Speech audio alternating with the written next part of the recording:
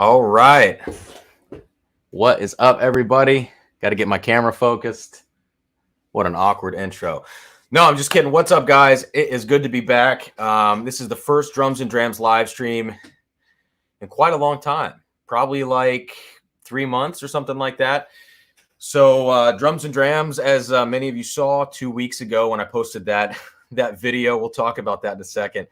Drums and Drams is back in action, and I'm really stoked to be back to making videos and doing live streams and everything here on YouTube.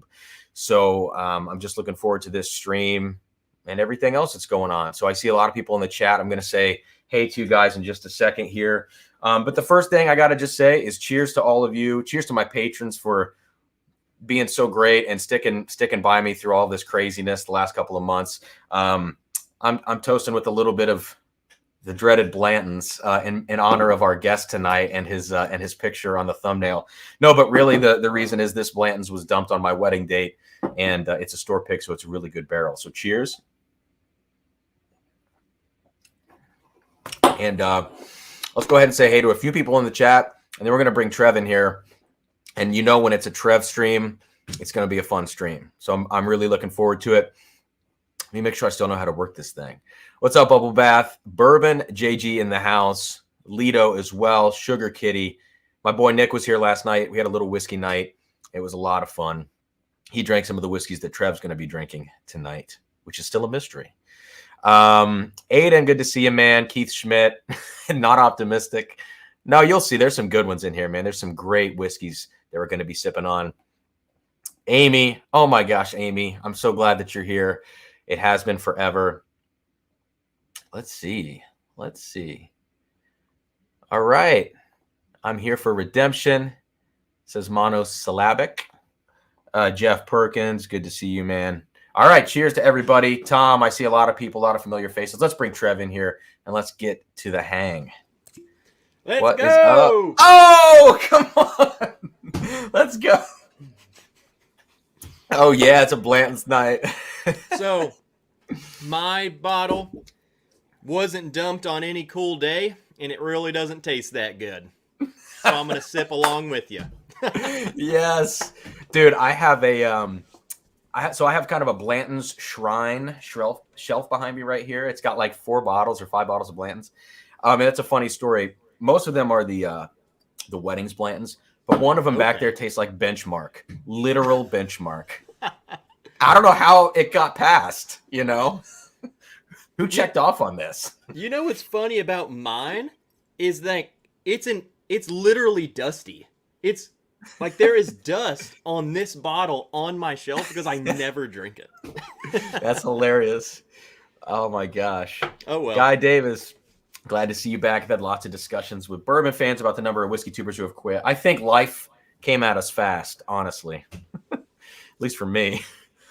Well, you know, something we didn't even think about is like the uptick of content when COVID hit, because everyone was like, that's all they had to do. And then it was like, hey, you got to come back now. Right. You got to come back to the real life. It was tough, man. Crap. Yeah. And for me, like I was a little bit, I was busy, but also I was a little dark and depressed, you know, and I was like, I just need a few months off of everything that's not essential life stuff so I can hang out with Sarah and like, you know, get my mental health back to where it needed to be. But man, for everybody that's hanging out tonight, I was talking to Trev before the stream, and I've been trying to shoot this damn video for the studio tour of the new room for 2 weeks. 2 weeks. Like, what's wrong with me? It's going to be, by the time you're done with it, it's just going to be like a studio documentary. Yeah. It's like, I'm going to spend 15 minutes on why I chose the paint color of the walls, you know? Well, you see, let's go to Home Depot. We'll examine the colors I browsed. Oh, my God. Like, so I'm going to try to make the video like 8 minutes long now because I'm just pissed off, you know? I want to get it out there, but... Just make it super quick. It's like, these are my freaking bottles. But I said in that video, not that anybody really gives a crap, but I do. I said, I'm going to put out my tour and then I'll do my reviews. And I'm like, I guess I have to hold to that. But man, I really just want to crank out these reviews now. So we'll see what happens. We'll see. What are you working on, man? What kind of videos? You said you were shooting one, or can you not say? Is it secret? Well, no, that's the thing, man, is like I shot a video. I'm kind of my own biggest critic. Of I will shoot an entire video. And then I'll get to the end and I'll hit the button and I'm like, that was so dumb. That was so bad. Yeah. Like I'm not that no one's gonna watch that. So then I'm like, well, I need a new idea, you know? Yeah. I just picked up this bottle that I'm probably gonna put out. Because I've never even heard of it. See if it'll focus on there. Which one is that? This new exploratory cask series that Doc Swenson just put out. Yeah. I don't think you guys are going to get any of them. We don't get any Doc in Ohio. Well, you're not on the map on their website. There's a little map, and it's like only certain states gets the Oloroso, and then only certain states are going to get the PX. I mean, it's weird. It's a weird little system they got. So that's the Oloroso then? Yeah, this is so they took like the 3 that make up the alter ego, and then they released just an Oloroso, just a PX, and just a Cognac, and then they're all at cask strength. So okay, that's good. That's kind of the thing with this, and yeah, the release really weird. Kind of like the middle of the country is getting Oloroso, and then like Texas and Kentucky get the PX. It's really strange why they did it that way, but we'll see. Yeah, I don't know. I mean, the Doc Swenson stuff, I'm pretty lukewarm about most of it. I mean, the alter ego that I had, I traded that away, my open bottle, but I don't know. I've tried this. I like it. I also have never had Oloroso sherry like on its own. Okay. So I was not expecting what that tastes like at all. Yeah. So speaking of Oloroso sherry, Eric Waite Whiskey Studies is in here, and I know he dives hard into the source material of these finishings. So good to see you, Eric. And what do you drink when it's 18? Bourbon. That's a dad joke. That's a dad joke. I love you, Eric. Hey, my mom, first super chat in a long time. $10. Let's go. Oh, that's funny. Okay. I see Julie Likes in the house. Thank you, DC, for that. Good to see you. And who else? Tom asks, did I get any of them? No, Tom, I didn't. And I didn't get an email if it came out from the distillery. So I don't know, man. They've been really weird about communication, I feel like. All right. Well, everybody that's here, the deal is you've probably seen, or the people that were on the stream back in May probably know this concept where Trev and I send each other blind samples, blind flights, and we go through and show each other A, B, C, and D back and forth as we go. So it's a good way to share good stuff. And the theme for tonight is worth the hype. All right. So whatever that means to me or to Trev, tonight is worth the hype. Could be Dusty's, could be workhorse bottles, could be allocated stuff. Who knows? We discussed this in length, and I was like, I liked how broad it could be. We could send something really good, or we could send something which I think is still going to be really good. It's just up to you to say if it's, a cheap bottle that freaking carries all the weight of all its surrounding bottles. So, and then before we get going, I should say to all of you as well, thank you for the 33 of you who are here. Please hit the like button, all the YouTube stuff. We're doing a part 2 to this stream tomorrow night on Trev's channel. What time is that, Trev? I don't even remember. Same time as this one started. Okay. So right 8 now, Eastern. tomorrow. So we're going to do part 2 tomorrow, and the theme of that is Guess the Theme. So that would look good on a t-shirt. The theme is Guess the Theme. So that's going to be an interesting one. People, we are going to have to guess what the theme is from the other person. So Yeah. I keep looking at mine, and I'm like, this is he's either going to just nail this, or he's gonna have no idea. Yeah, that's how I feel. Mine is actually, my theme is like super specific. So I don't know. I mean, we'll see, but not in an obscure way. It's like very easy and specific, if that makes sense. Mine revolves around one bottle, and I think it's whichever one that is either gonna flip your switch, or it's gonna blow out your light bulbs. There ain't no light coming on. It's Blanton's with 1 drop of water, 2 drops of water, 3 drops of water. Yes. Gosh dang it. We got to send more. Oh my God. So we got 30 in here tonight. I thought about doing a giveaway, guys. It's my first stream back. We may as well do it. So let me throw the banner up. I can track super chats. If anybody else can track them, let me know. Otherwise, I'll get to tracking. But tonight we're going to give away a Bardstown Ferrand. So this is a pretty nice bottle. And I just figured this is my I'm sorry gift for being gone for so long. So we will give away this Bardstown Ferrand this evening, and it'll ship out, I think, tomorrow, actually. I think I'm making a FedEx run tomorrow. So every $5 in super chats will get you an entry into the giveaway. And that's that. All right, Trev. We're going to do this? Let's freaking do it. Let's do it, man. I'm ready. So who's going to go first? Should you sip first, or should I sip first? Hold on. So for one, are we pouring just one at a time? I think we should do just one at a time. Let's do one at a time. Okay. Also, my camera's autofocus is terrible, guys. So I'm sorry. What camera do you have? I have a Sony A7S. It's just that I think the background is so busy that it likes to lock on.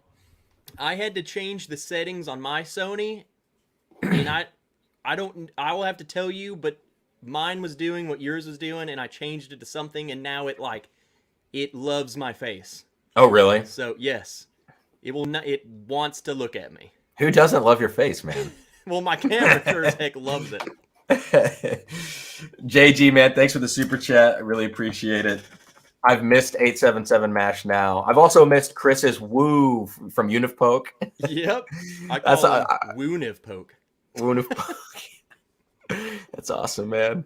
Last time I saw y'all, Cam had just got Penelope Rosé and liked it. I've since seen Trev endorse Penelope Barrel Proof.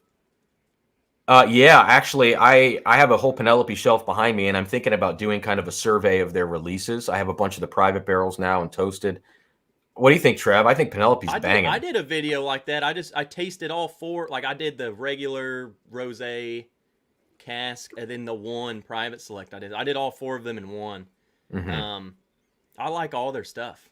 I think it's great. Like, man. even their basic bottle. I wouldn't say I would want to like drink it all the time. I'm not, but I don't think any of their stuff was really bad. Yeah, the rosé was strange to me. Really? It was like strawberry on bourbon. It's kind of tart a little bit too. Yeah, I like it a lot for some reason. I haven't had the regular one. That's the only bottle I've never owned is the regular 4 grain. So I need to get that. It's whatever. I don't think. Oh my God. Let me grab a couple of these super chats while Trev and I pour out glass 1. I might just pour the whole dang sample, man. Okay, I'll just pour the whole fucking thing. Okay. Just throw it in. I think I just have like 1 ounce sample bottles, or I don't even know what size those are. Yeah. Keith says, where'd the samples come from? We sent them to each other, Keith. So it's a flight of 4 from me to Trev and from Trev to me in order. So we do have a specific order we're drinking them in. Tom Lynch, welcome back. This is for Trev, though. Dang, all right. Tom. All right, Tom. I'm going to track these super chats just to be safe here. And then Aiden says this might be the handsomest stream possible. And I don't know if I'm going to say that out loud, but drumstick me hard. Oh, God. Nick Combs, I just got the Bourbon Junkies blend, so I haven't tried it yet, but I'm going to probably put it next to the Mash and Journey and have a little shootout. Hey, Bev, good to see you. Okay, Trev, do you want to sip mine first or me sip yours? No, those I are. would love for you to sip mine. All right, I'll sip yours. I would love. Hold on.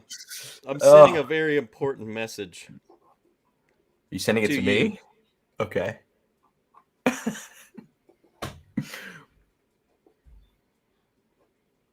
My mom said, just in case I win the giveaway, I don't want it. I'm just here for the jokes. No, the house is playing tonight. I'm just kidding. The house is not playing. She's not on the list. Challenge you to a drum duel. I'm in. All right, Trev. I'm glad you're back, dude. It's good to be see back. you. Yeah, I'm excited. Should we just both smell this at the same time, and then one of us will? We'll reveal it because I want to reveal it to them what you're drinking while you drink it. Or you know what I'm saying? Well, we can't do that because you don't know exactly what you sent me for B&D. Okay, so I guess this is a great time to tell people. I think it's like I set a bottle down. I don't know why. Like they are. I can't show it, but it's like it looks like can't read it. Got wet, and then it's just nothingness now. It's just like a blob of a former self. Oh man. Well, okay, so let's do it this way then. Let's drink each other's and then reveal at the same time. All right. And I would like maybe when we're doing it, because I definitely need to hear what you're tasting. Oh my gosh. Okay, well you go ahead and sniff on mine. Dave R, thank you so much. Let me sniff yours a little bit. Thank you, Dave Rosas, for the super chat, man, and thank you for the Midwinter Nights dram that you sent over my way. That's an epic bottle, and that's gonna be one of my first reviews back. Keith, I have a sample of this that I haven't broken into yet from Daniel Patterson here, who might be here in the live chat. So I need to try 27. it. Yeah, man. I've heard nothing but great things. Well, Trev, even though you know what A is for me, right? Oh yeah, I know what that is. Okay, turn your head. I'm going to show them what A is for you, and then we can swap it around. But people in the chat, please don't spoil it for either of us. This is what I gave Trev for glass A for worth the hype. All right, you can see what it is if the camera would focus. That's okay. You can tell what this is. All right, Trev, you're good. Oh yeah. Yep, it's exactly what you showed them. Yep. So, the one you sent me, I'm getting a nice grainy note to it. Actually, weirdly enough, this has like a Penelope type nose. Let me make sure I wrote this down correct. Okay. All right. So it's got what? I definitely don't want to. I'm gonna lead you. I think I would love to. This one and why I love it. I think when you taste it, you're gonna be like, "What the heck?" This one, it's to me, it does like its own freaking. I have like it's got a nice like grainy note to it, but it's a nice grain. It's not too corny or anything, and it's got a middle of the road cherry, like basic red fruit profile. I didn't give him Old Tub. This is not peanuts in a glass. All right, I'm going to taste it. It's starting to get a little bit sweeter on the nose, I think. The more I smell yours, it's just so familiar. Your musk is so familiar. Yeah. Speaking of my musk. Absolutely, Daniel. That's hilarious, man. Thanks for the super chat, man. Trevor, it's an Ardbeg 10. This is not Scotch. Dude, the color on the one you sent me, how hard is it to see color? Actually, you can see that pretty well, right? Yeah, you see it really good. Yeah, I mean, that's a pretty nice, rich color here. I'm almost getting like I mean, on the palate, I've got to say, this is way more alcohol than I thought from the nose. It's intense, man. Like, it seems higher proof. It ramped up. Well, let your mouth chill out and tell me if it goes weird, like in left field to you. That's one that after a little bit, I was like, wait a minute. I think I like this a lot. It has, like, even on the glass, it's like clinging to the glass so much. Yeah. I don't know what's going on here, but You know what we should do? I want you to like guess the proof just to see if you can.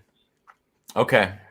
For no points, just what would you say it is? It's sitting right here and just burning a hole in my esophagus. I would say this is I'd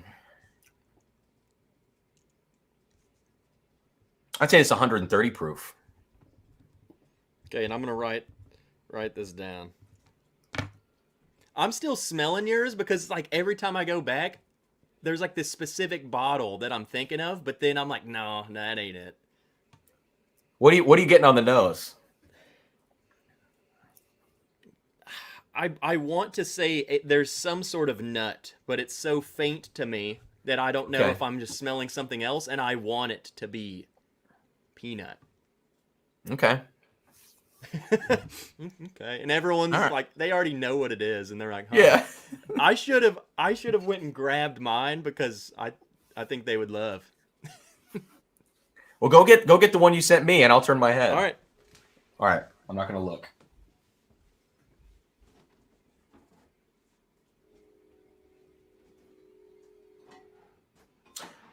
Do do do do do do do do do do do whoop boop boop boop boop boop boop boop. Okay, I'm back. All right, I'm not looking. Don't look. So, guys, this is the first one. Let me make sure where you see everything, such as proof. I guess 130 proof, which sounds silly to me from the nose, but the palate seemed intense.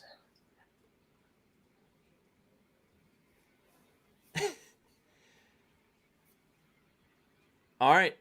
You're good. All right. Cool. I know I'm not going to be in focus, so here we go. And I grabbed another one that I'm fairly certain is the exact one that kind of got blurred out. Okay. And then I know what C is for sure. It's close by. Yeah. Let me look at taste this sucker. Yeah, taste that. And I'm gonna check out this chat. So, what common technique do non-players deem impressive, which is not difficult at all? What common drum technique do non-players not? Oh, this is an intense question. I'm gonna come back to this question because I want to get Trev's reaction. Monosyllabic, he asks the most intense questions. Those are intense. He just drops them, dude. Okay, so I tasted this. Uh-huh. Not familiar. Don't know what this is. Now, what do you think about, like, do you like it? What do you think about proof? This might be finished in something. Maybe. I actually don't know because it's a little loose on whether that's the case or not.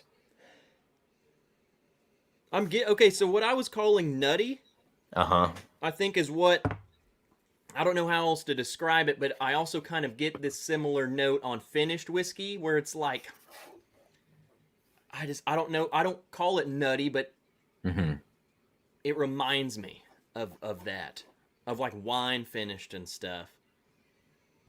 Like a weird sort of, like almost like a bitter sweetness. Yeah. Like I got a bitter nut that was sweet. That's why I want to call it nut. What do you think, as you taste it now, what do you think the price point on this bottle is? Let's say retail.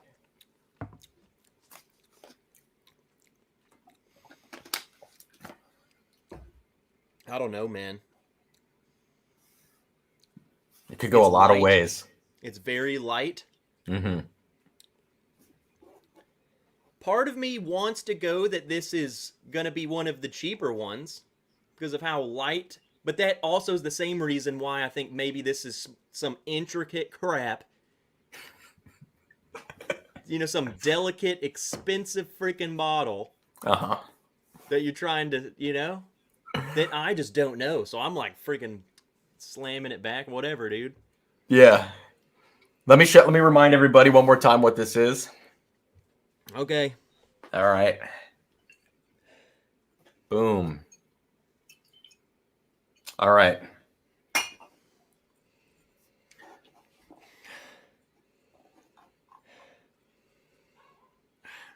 I don't know, dude.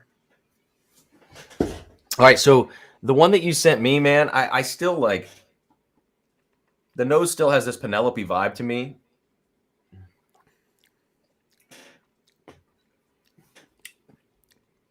It's almost like a cherry. Oh, yours is not 130 proof. I just tasted it again. No, I don't think Keith that's. Schmidt's really screwing with me, man. Yeah, he's on you, he man. may be so wrong or so right. Dude, sorry, I still have the cough from having COVID, and it's been 4 weeks. If I start losing a lung on this stream, that's why. Dude, I don't know. I'm trying to think of what could be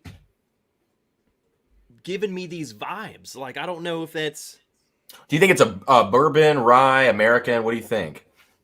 The more I'm going back, like when I have a head full glass, I want to say like it's a bourbon. Uh-huh. You know what this is starting to remind me of? You're going to call it. I know you're going to call it. Because I feel like Keith Schmidt, maybe I've already nailed it and I'm going to dig myself in the hole saying this. Yes, Aiden. Yes, it does. Hold on. Let me take one sip.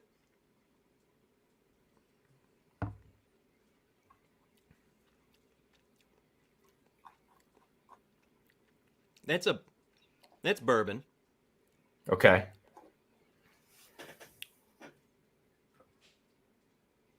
If this isn't something finished, then I'm going to guess something kind of specific.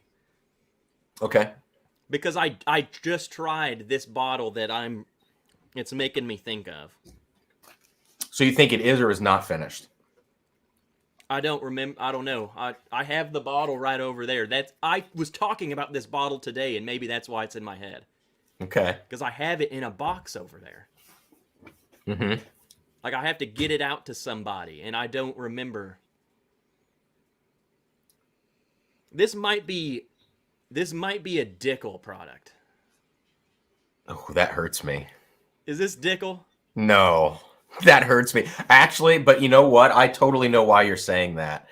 Because I think there's a musk to that is very specific to that product. And it might come across as that kind of Dickel, like heaviness. Then I'm not even going to tell you what I thought it was. Because listen to this. Listen, I kid you not. I tried a Dickel. Mm-hmm. And it was the most non-Dickel tasting thing ever. And I'm like, dude. Which one? If everyone tried this, then there's no way that they would be on the hate train. What was it? Like mine is example of that is Blue Note 17. I'm like thumbs That's up on what that. it was. Okay. Blue Note. And that's why I was saying it kind of gave me like this little hint of this little cherry thing that I get on Dickel. Mm-hmm. And then it has this musk, like an older musk. Keith Schmidt must love the bottle. He keeps going off, man. He loves your A. Oh, Jay, come on, man. Don't call me out like that. But the Blue Note 17 is good. It's good, man. And I have It's 108 proof that back there of that. And the oak quality of the Blue Note 17 reminds me of what you're drinking right now. Yeah. I don't know what this is then. That was just the path I was going. I'm like, unless, was this turkey bottled in bond? Wild turkey? Yeah. No. It's making me happy that it's like musky.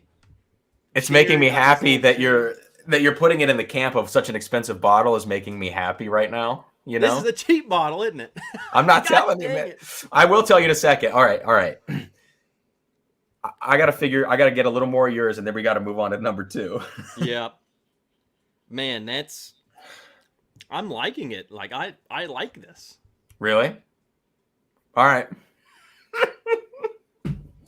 I love this, and nobody else knows why I'm laughing so much because we talked like on the phone the other day. So I'll come back to what that is. But yours, dude, this is smelling young to me, like 5 years old, 5 or 6 years. Okay.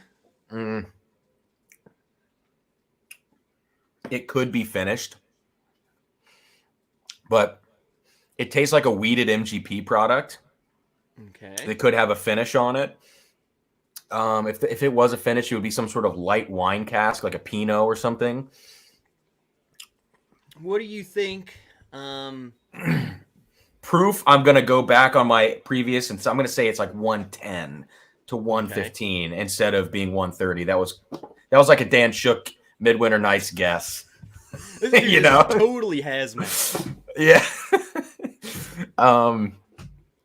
What else should I dial in on? I don't think I have a bottle guess on this. Is it like bourbon rye weeded? What do you think it is? I think it's weeded. Think it's weeded. I think it's either weeded or it's a young 21% rye MGP bourbon. Okay. It's one of those two. You heard it. He's locked in. All right, I'm I gonna would say this is lower proof to me, like 100 ballpark. Okay. All right, I'm gonna reveal yours. You ready? No, because Keith Schmidt's over here like about to freaking punch me in the face. I told you I love this bottle. Dude, I told you. I'm sick of that bottle. You know why? Oh yeah, baby. That's not the first time someone sent me that crap in a sample, and I have no clue what it is. Dude, so when you said it might be finished or something, you know, there's some thought that some of these are toasted barreled, basically, like the Michter's 10 stuff. At least I've heard that before. I'm pouring the rest of it because, dude, that's not rye to me. I know. There's a little hint of it in there, but mostly it's like this. It's like vanilla cream. Been like high rye bourbon or something. Mm-hmm. It's like marshmallow and vanilla cream and cherry and like weird funky oak, and it tastes like a toasted barrel. Dude, but I have crushed half of this bottle, and I had to get a backup for it because it's is that the same proof as like the bourbon? Yeah, this is like 92.8. Okay, it's I super knew it low. was a bit lower. I love it, man. That is really, really good. It's not rye to me at all. So for me, I was like, I really do think it's worth the hype. Maybe not secondary price, you know, $270, but retail is like $180 or something. I really like it. It's a little expensive, but for me, it's got a special place. It doesn't have those characteristics on a rye that I don't really like. Like, it's spicy, but it's not, I don't know, mentholy or something. It doesn't taste green. Right. Keith is spot on for me, man. This just tastes like that Starbucks vanilla cream or sweet cream that you get, which I can't drink because it screws my stomach up. That's the stuff. Yeah, that's really good. What's up, Carl? Dude, never would have guessed that. All right, man. All right, Trev's got to reveal his glass number 1 to me. I said about 5 years, maybe weeded, maybe 21% MGP, 110 to 15 proof, grain notes, nice cherry. That's all I got. Maybe wine finished. All right. I'm going to be so off. Yeah. Sagamore Spirit, double oaked rye. I just bought one of those. No way. Really? Is it double oaked rye? 40, Hang on. 48.3. Dude. I just bought one of these. Double oaking this Whoa, these smell totally different. I wonder if the batches are crazy different. I don't know. Let me pour it into a different glass. Whoa. Is this their own distillate? What is yours? Yours says, what batch is yours? 5B. Mine's 6A. It could be So really different. They very well could be different.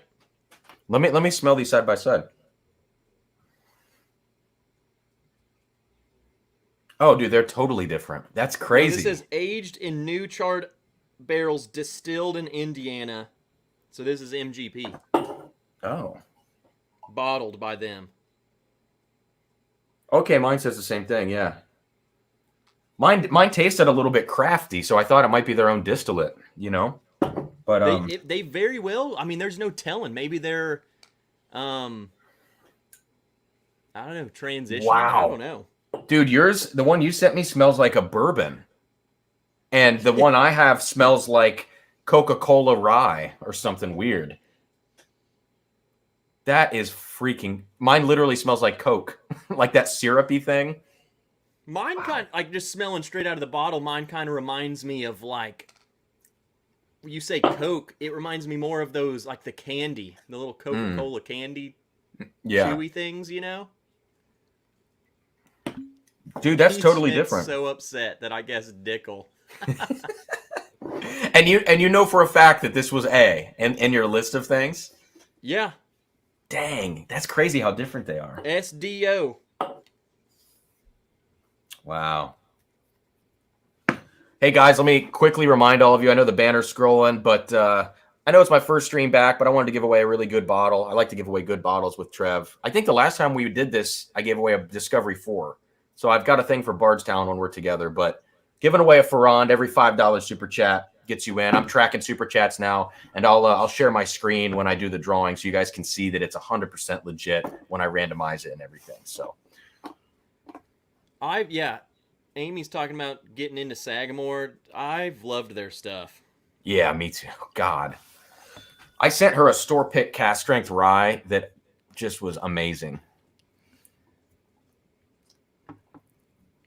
Yeah, Zachary Jones. It's been a while since I've been doing this. And Lone Wanderer, Noah stuck in traffic. Might as well hang out with you nerds. Yeah, I poured B, and this sucker's dark. What did I give you for B? Oh yeah, man. This is a good one. Okay, this is one you're definitely. This is a challenge. There's only a couple bottles that I know that I tossed it up between a couple of them, and I was like, I don't remember which one I went with. I'm bad at keeping track of the chat today, guys. I'm a little rusty on this. I do apologize, but man, now I'm nervous to say anything. I'm gonna freaking call this Dickel. I'm gonna have to sip. I might sip this one along with you, actually. I'm gonna try to pour it off screen here. This is cherry. Oh yeah, it is. High proof. I'm not looking just in case. Okay. Dude, I already have a guess. Really? Yeah. I bet I know what you're gonna guess. What am I gonna guess? Is it Stag? It's either like gonna be George T. Stagg or Stagg Jr. Okay, that's interesting. Maybe. I cannot believe. Oh, sorry. Go ahead. What? I can't believe still how different those Sagamores are. I just smelled them again. I'm like, it's completely two different whiskeys. Like they're totally different. 100% different. This is the only one I've tried, and I freaking loved it. So I don't know.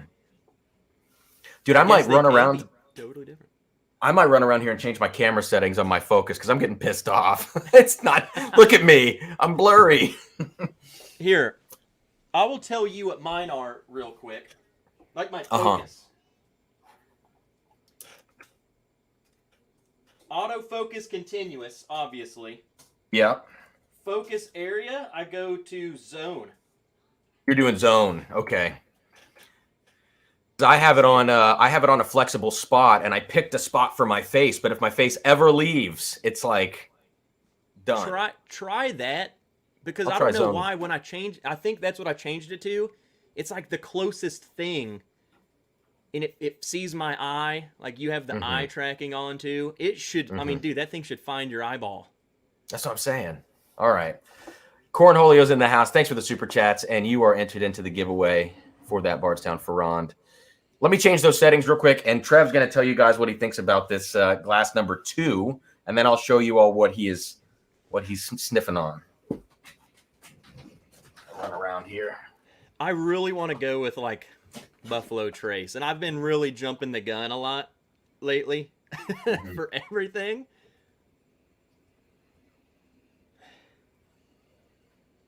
I don't know. There's a nice oaky, but there's that hint, that little cherry grapey thing going on. It's like a pretty. Why I always go with Buffalo Trace? Dude, Come on. Your camera just hates your face.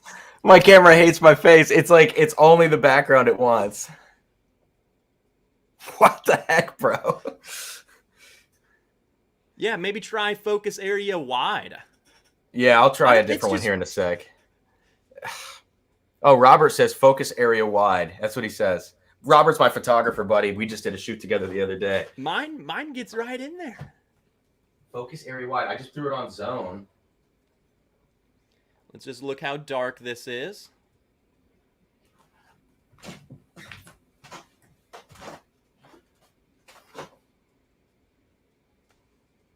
Oh, it found me. Screw your face. Hang on, and let's see if I can move around. We'll see how it goes in a second here.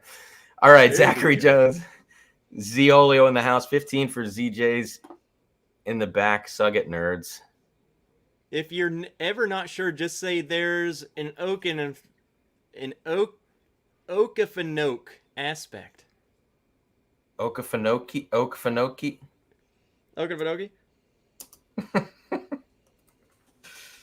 I don't know. This smells amazing. It smells a lot higher proof.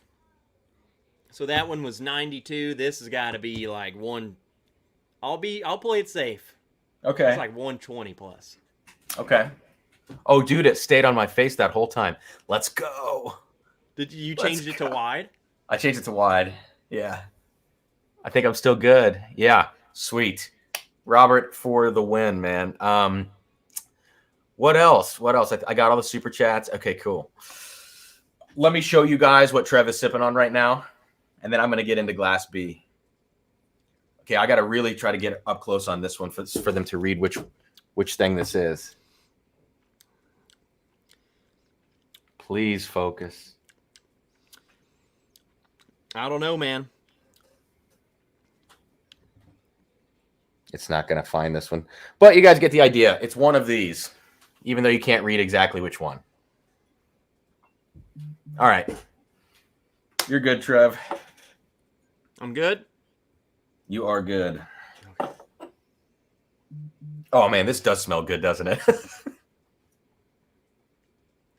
Dang. All right. I sipped that, and I want to take back. I don't know what that is. I don't think that's that's not stag.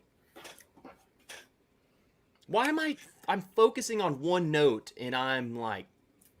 Dude, the crazy cherry grape type thing that you're getting in here is, I mean, you're right on. I don't get it as much on the palate. And that's why I took it back.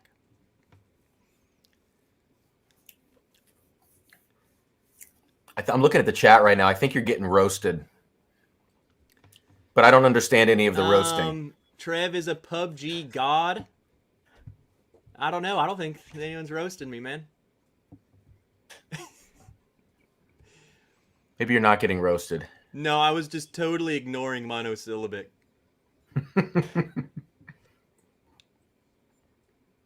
Oh, man. Glass B that you sent me? This has a Buffalo Trace nose. Okay. This has like an Eagle Rare kind of nose, but maybe like a Stag Junior, but maybe not that high of proof. Maybe it is. Let's see.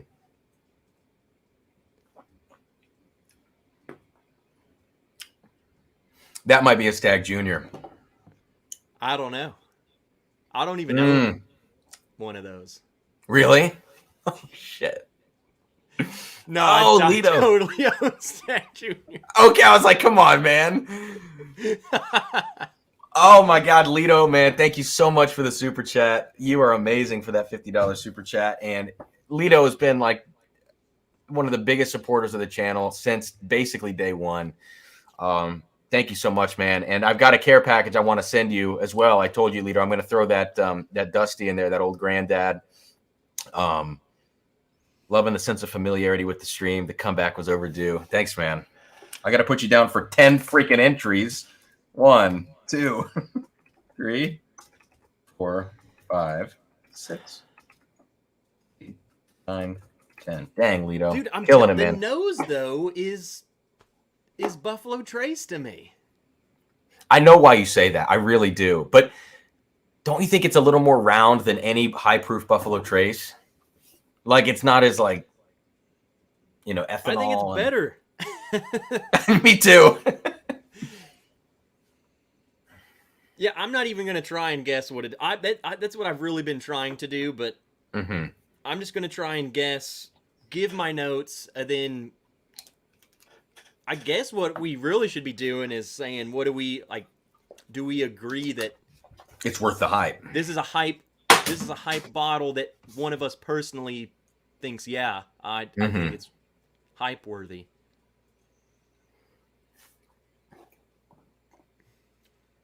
I could see this.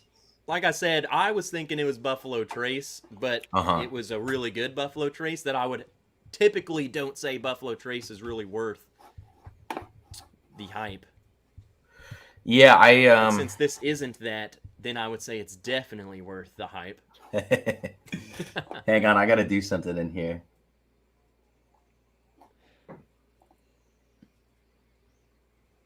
Zachary Jones says no banana? Zachary Jones, dude. I'm gonna block you. Don't say that shit. I'm serious. That pisses me off. That's defeating the whole fun of the stream. Don't do that. I love the troll. I also am not going to deal with it. Come on. Come on. That's what I was going to try to do right now. I was like trying to get into the chat so I could delete that comment. on my little computer screen below this monitor I'm looking at, and I couldn't get there fast enough. To be honest, and this is before Zach. Zach, I love you. I started to get... I don't think I would have said banana, but let me guess this. And this is a guess. I was kind of leaning towards maybe an Old Forester vibe, but one of those like older ones or something, like the special, maybe like a 150th or something. Have you ever tried? I've never had a 150th. So, well, that tells you that that's not what there was one of them, I feel like, and that's... I was going with, man, like if it's not that, then maybe it's one of those. I don't know. This is really good. Don't tell anyone, Zach. I don't know. I would say whatever this is, I don't know how much money this would be. I feel like, Cam, you have a lot of good stuff. I could easily, and this might even still be undermining it. This is definitely like probably $100+ bottle retail. Okay. And I think this is one that I would pay the retail price, and then I would be pissed off when you have to pay more. Right. Is what I'm saying. I don't know what it is. Maybe Old Forester or something. All right. What else has banana since Zach spoiled it? I don't know, man. That tastes like something special. Banana. All right, dude. I'm sniffing on yours. That ain't a Jack Daniels or something. Is that Jack Daniels? No. Oh, I was just like I said, that's not Jack Daniels. I'm thinking I'm like, well, it would make sense. I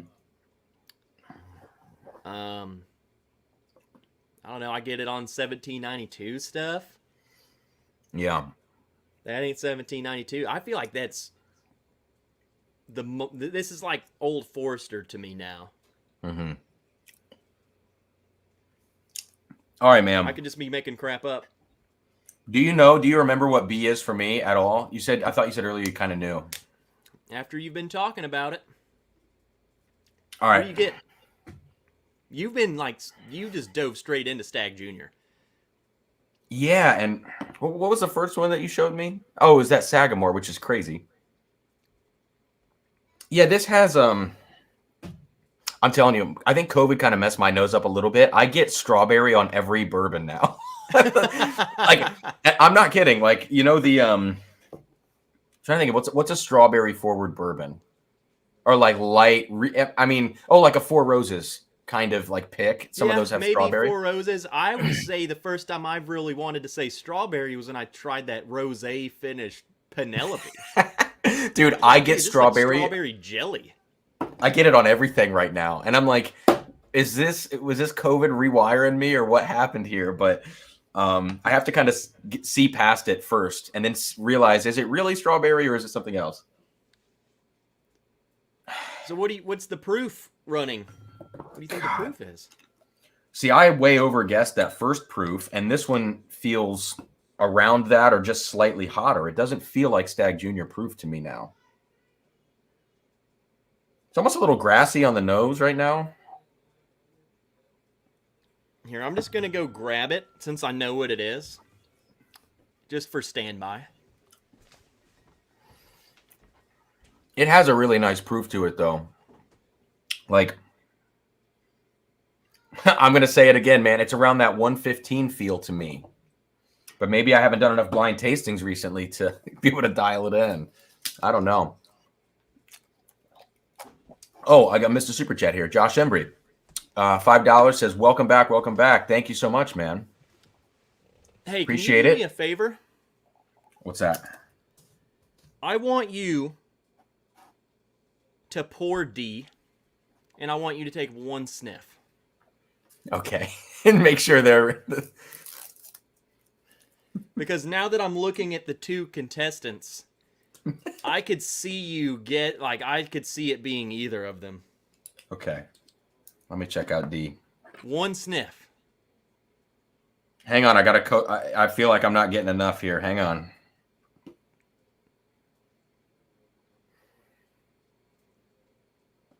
That's way more intense. What about... it's darker. It's like way darker. Ooh. Higher proof. Oh, God. That's my COVID cough right there, man. Huh. Oh, yeah. Okay. Now it's focusing in now. It is way cherry, way sweet, like fruity, candied fruit. Darker, richer. And B. Oh, yeah. B is just like much lighter. Kind of like honey, much lower proof. But almost a little oaky on B. But D has got some heft.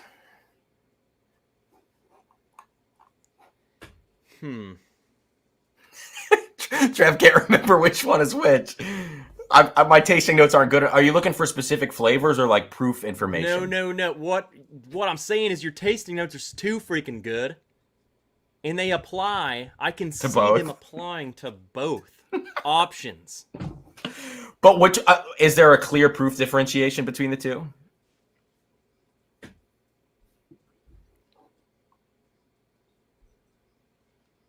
Like 10 proof. I would think the higher one is D. The higher one? That's got to be it. In fact... In my mind, I kind of thought that, and I preemptively wrote it. Actually, dude, maybe not. The higher proof might be B. B feels younger and more intense. D is really rich and round. We need to go like fruit type of notes. Now this D is actually turning has into what did Cam? Let's make fun of Trev as he drinks cams and he gets them totally wrong. And what is Cam drinking?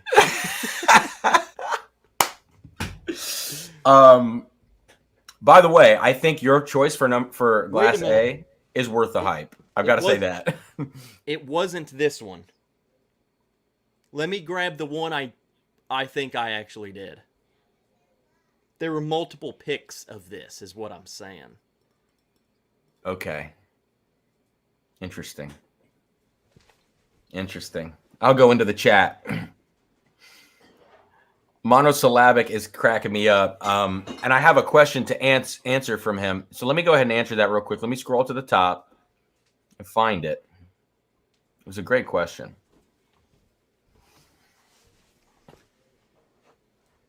Oh no, Trev beat me back. Dang it. Let me do this real quick, Trev. What common technique do non-players deem impressive, which is not difficult at all? One for me is holding 4 mallets. Holding 4 mallets is not difficult, but people think it's crazy looking. Or like hand to foot. Trev, you know this, like daga-duga between your hands and feet. People just go, they love that stuff. And what common drum technique do non-players not realize is difficult? Oh, dude. For me on marimba, it's just like anytime my hands are this far apart instead of this far apart. It's like, oh, it just kind of looks like he's playing. It's like when you're out here, it's like target practice, but you can't look at any of your targets. And it's not a piano because you can't touch the keys. Yep. You're just like aiming. You know, that's the hardest thing when you're like 4 octaves apart. So it's not drummer, but that's percussion. I was going to say, I could not. I think if you go into the actual drum, like drum kit playing, I feel like there's much less things than like what you do. I feel like it's much more difficult. You're freaking out here and just doing, you know, I can't know what you wrap mean. my head around that. Or like for me, dude, cymbal crashes, like really high quality cymbal crashes, like between a pair of crash cymbals. Yeah. There's like a whole thing to that, which is hilarious. But triangle's easy.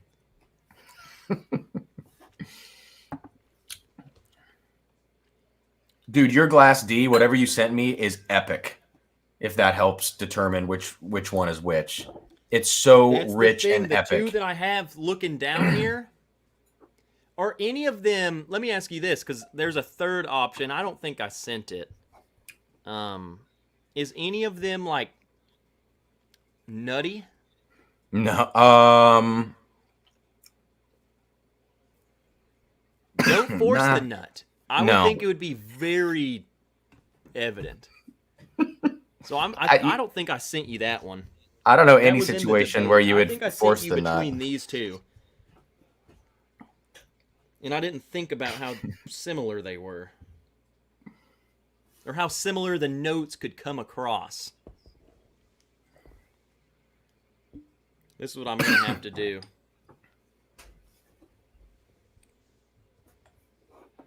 Mark Walker, thank you for the super chat as I cough up a lung.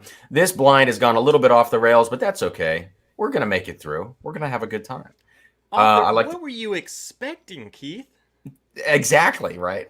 It's us. I like the new whiskey wall behind you. Nice upgrade. Thank you, Mark. And I've got you in on the old giveaway this evening for the Bardstown Ferrand. I know what they are. You do? Yeah. Judging by what you thought of D and then what you just said of B and the proof. Yep. I'm going to pour the rest of these. I've been going back and forth, and now I'm getting hammered. So good. Dude, it's been so long since I've been drunk on a live stream on YouTube. That was my plan all along, was to royally screw this up to where you you get drunk. Carl says there were rails. No. Trev, or for anybody else in the chat right now, there is a band called We Butter the Bread with Butter, and I know that. the track Extreme. Everybody needs to listen to it. I already know it. Is hilarious. Nick was over at my house last night, and we were listening to Extreme at the end of the night after several pours, and just crying laughing. Is that the one where he just like he does this scream for like minutes? No, it's the slowdown. Have you heard? It's like an epic. Okay, you got to listen to it. There's one where he like screams, but he does scream for like the whole. He screams like for like 4 minutes throughout this giant slowdown. Okay, but so that is it. Okay, it could be that. Yeah, it could be that. Okay, knowing what I sent you on B, what do you think of, like, do you think that, would you call that bourbon rye finished? Anything like that?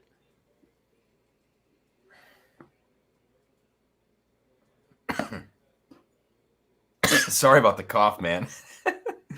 I think you're smelling B, and it, I mean, I keep smelling my pour, and it's intense. It is intense, man. This could be a Stag Junior to me. Otherwise, that's going to be my guess. I'm going to guess Stag Junior. I'm going to stop second guessing. The first smell, the first smell I said, this is probably a Buffalo Trace nose. Although, God, D kind of has a Stag Junior vibe to it. God. D smells a little better than Stag Junior, actually. D does. Which one? D. D smells better than Stag Junior. I think I have my answers. All right, I'm gonna say B is Stag Junior, and you were guessing around on B for me. What was your final thoughts on my B? I'm gonna reveal that to you. Your B is just, I love it. What was your distillery? Yeah, distillery pick. It's got to be Brown-Forman or something. Like I would say Old Forester. And did you have a proof guess or no? The last I guessed was like 120. I don't know, 125. I think it's barrel proof. This is the High Angel Share, the first release. It's 110. And it's like really? It's one of my favorite bottles. So that is Old Forester? It is Old Forester. And you said 100 retail, and it's 50 for a 375. So you nailed the retail. That's freaking good. This is epically good. Yeah. You know what I started thinking it was? And I was like, there's no way. I started thinking it would be like, knowing you and I don't even know, what was that? Like a King of Kentucky type vibe to me. Like a really, really good freaking... Sorry, I just totally zoned out. I read a comment, my brain went a million places. Tom said lots of pics of this, and I just started fading away there, thinking about oh shit, what would this be? Lots of pics. Sorry, I missed your King of Kentucky comment. I was out to space. I said, Cam, if you respond to me now, I will send you a King of Kentucky. But you didn't. Dang it. All right, are you ready for what yours was? Let me ask you this. Lots of pics. Lots of pics of this. You already guessed. So the answer is not Stag Junior, because I don't have several pics of Stag Junior. How old would you say this was?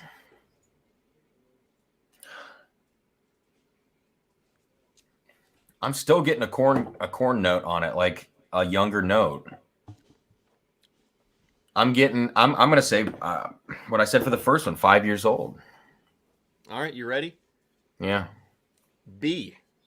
Mm-hmm.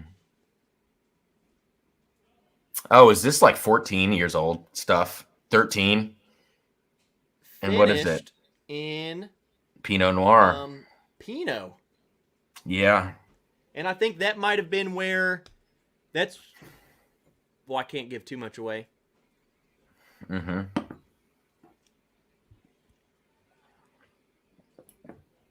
You were calling this like cherry.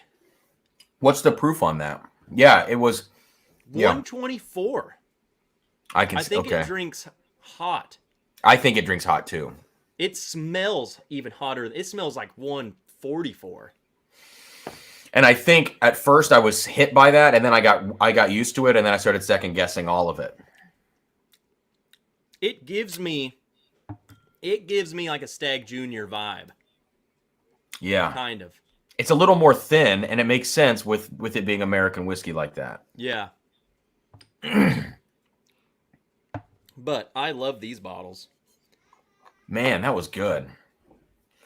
So do you know what you sent me for C? Yep. Okay, cool. Sure do. All right. So let's get into Glass C now. We're back on the rails that never existed.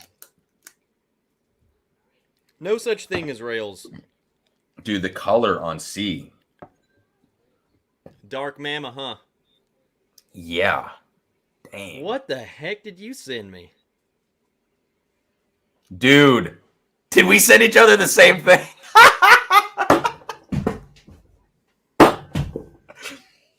Oh my God, I think we did. Hold on, let me... Oh wait, I shouldn't have shown that. I didn't see it. Don't look at the screen. Grab it. It's right behind me. Don't look at the screen. There. Don't look at the screen.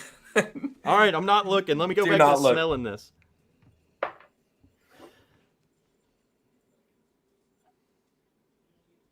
No, I don't think it's the same, but it's damn close, dude. Let me rotate that back around here. Okay, you're good. You can look at the screen now. We're good? We're good. I really thought we sent each other the same thing. We still might have.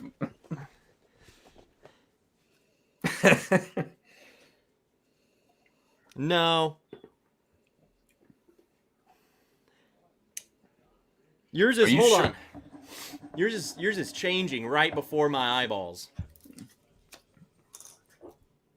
Hang on, I'm gonna pour the one that you're sipping on right now and see. Let me show everybody. Let me show everybody. So Trev will turn his head. This is what I sent to Trev for glass 3. Please focus, camera. Please focus. There we go. Look at that beauty. All right. And Trev will now show. Can you show them or I'll turn my head.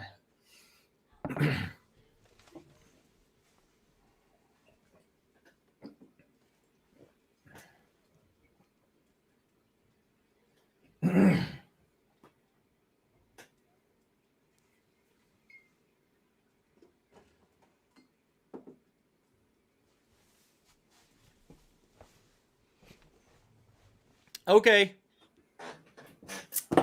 All right. This is funny, but I gotta. The more I'm smelling yours, there's no way, unless.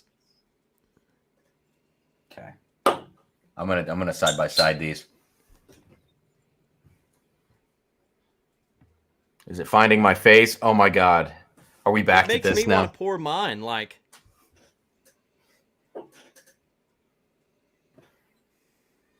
No, I know what yours is. I know what yours is. Now you know what mine is? You were just calling it the same. I'm smelling this. There's no way. This is what you sent. This is what you sent me right here. What? Did I call it? No. Really? This is not what you sent me. What the? I really thought it was. Have you tasted it yet? No, but dude, it smells so good. It smells so good.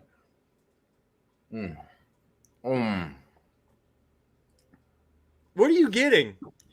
This is an old wild turkey. Right? It's got that funk. This could either be like a 17-year Master's Keep that's not the bottled and bond. Because I don't think that's what it is. It feels a little watery. So it seems like a lower proof 17 bottled in bond, or like a Russell's like 02, but it seems higher proof than that. Hold on. That's where I'm at.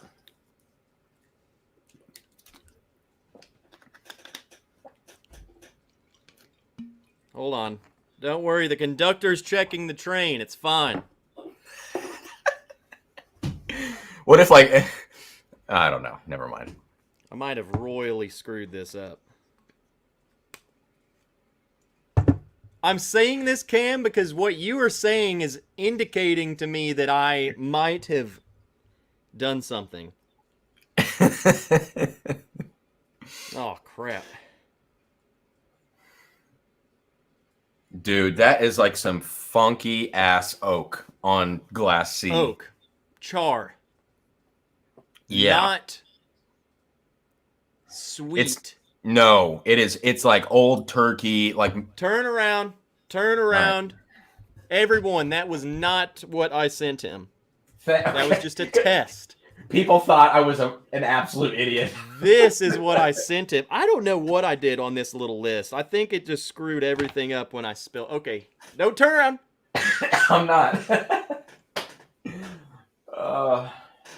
And I'm going to point to something here. This is very important. Focus. Okay. Okay. All good? All right.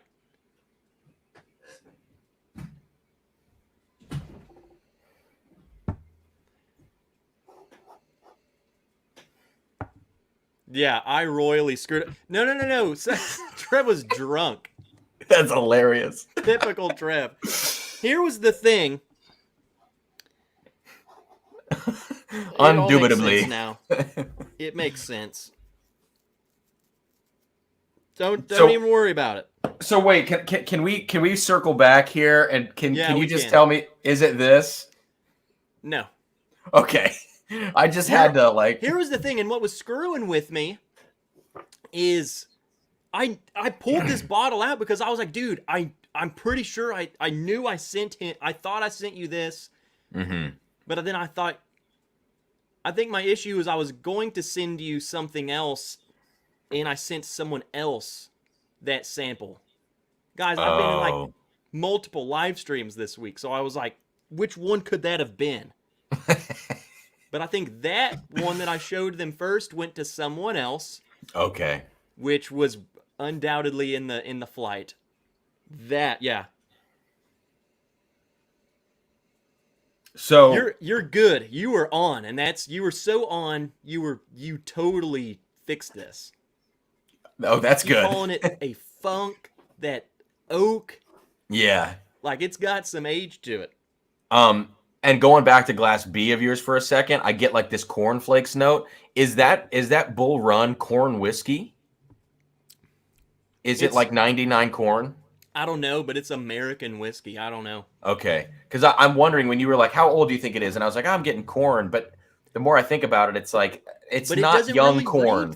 It doesn't read its age. Like, you don't drink that and be like, whoa, that's totally 13. Yeah. So I that's why I asked to see if you would even guess that. It does not drink old. Right. Yours, and this is what I was going to say about it, was that it was reminding me of, this one's reminding me of, like, the turkey bottled in bond. It's got some funk to it. My first thought was Russell's, like a Russell single barrel. And then I was like, but I don't think it's at that high of proof. Interesting. Okay. So David, thank you for this. Going down. Thank you for the super chat. Glad the Cam and Trev show's back setup looks great. Thank you, David. Your setup is so awesome. It turned out, man. I'm glad it worked. That's all. Here, now we're getting intense. Let's get intense behind me. Oh, gosh dang. Let's go. It's a battle. It looks nasty, man. All right, let me taste it. All right, I'm gonna taste your 3. Wow, your C really filled up my mouth. What the heck? Now that's Dude, higher proof than like a. There's some oak. That's got to be. I don't know what that could be. I was wanting to be on the turkey train. That palate's. There's a note that I don't typically get on turkey, so. Dude, what is your C? This is amazing. Oh yeah. This is amazing whiskey. Yeah, I popped out one of my all-time favorites. Holy shit. I'll give you a hint. I had to dig in the bunker a little bit for that one. It almost smells like this. Was that Evan Williams 23? Yeah, it's got almost that vibe to it. It's really old. It's actually picked up a lot of barrel, didn't it? It's actually thicker. Like, Evan Williams 23 is really good. It's tons of sweet old oak. This has actually got a thicker mouthfeel than that. Wow. Dude, man, that is crazy good. There's so many things I have to say whenever you find out what it is, because I think saying any of them would give it away. 20-year Malort. Fired Trev, I know. I have it sorted out now. I know what the last 2 were. Amy, there's no way this is Eagle Rare 17. Come on. No, you have an Eagle Rare 17? Did you refill that with Eagle Rare? Huh? Did you refill that with regular Eagle Rare and trick people? Maybe. Yeah, I totally did. Did you really? Yeah. Nice. I went with the Storytime guys on our Driftless Glen pick, and they went to a bar. We went to a bar, and we killed the Eagle Rare 17. And they said, here, just like the bottle. Here's the bottle. You know. Yeah. I mean, there was hardly any left, and I took it. I was like, dude, let me have that. I'm just gonna fill it up with my Eagle Rare bottles. You know. That is hilarious, dude. This is an Eagle Rare store pick in this. So it's a pick. Okay. I was thinking maybe this was... definitely just Eagle Rare. Dude, I don't know what C is. Okay, I'm gonna start guessing some stats, and I'm not gonna have a bottle guess for this because it's close, confusing me. Dude, you are close. Like you're in the ballpark. Really? I'm going to see if I can think of even what distillery this is. It's got a really classic Kentucky nose. Dude. Tom Lynch killing you. Improve your sample. Roasting me tonight. Dude, that's why I put these lists in my phone. So I mean, right now it's not a big deal, but when I was doing a lot of like those lives, I was like putting it in my phone to remember. Dude, I have stuff written on paper all around me, and it's just a mess. And then I like set glasses down, and crap gets ruined, and it's a mess. Yeah, Aiden, I can't believe I actually guessed this. I didn't actually know that. I don't know if that was common knowledge or something, but I did not know that. Dude, That's funny. I gotta save the rest of this sample of 3, dude. Because I feel like if I try to buy a bottle of this on secondary, I'm going to shell out like $600. I don't know what this is. Honestly, don't know. Dude. Oh, my God, dude. C has got to be wild turkey. Like, the nose screams wild turkey. But if it's not wild turkey, then I would say it's some sort of like Knob Creek or something. Because it's got a nuttiness. Funky. It's giving me the turkey funk. But then when I taste it, I'm like, well, I have not had that. I don't remember this. Dude, is Glass C? Is your C that you sent me either Well, it couldn't be a Michter's unless it was a 20-year, and I don't think you have one of those. And I've never had that. Is it a Heaven Hill product? Can you say that? It is not. I could see maybe why you would think that. It's so like vanilla old oak classic Kentucky bourbon. It's not like what else Sweet could Buffalo be Trace. very oaky?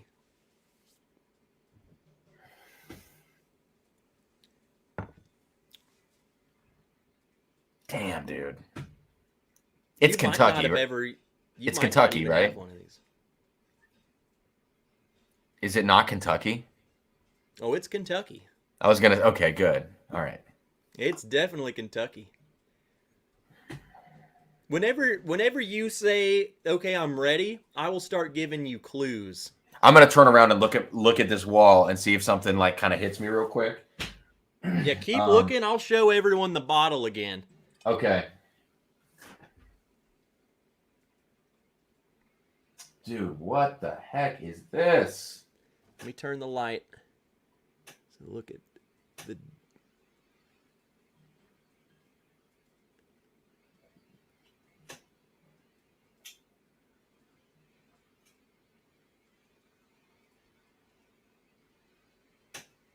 Am I good? Okay, this also. Okay, next distillery guess. Wild Turkey. If you had a third guess, what would it be? And that means it was Wild Turkey. If I had a third guess, it would be. They haven't released anything this old. Like Woodford, that very fine rare bourbon had this like really easy entry onto the palate that was kind of watery but really old tasting. It has that. And Wild Turkey has that, like the Russell's 03. This could be Russell's 03, but it's not. I don't know. I'm going to go with Wild Turkey. I'm going to say the proof here is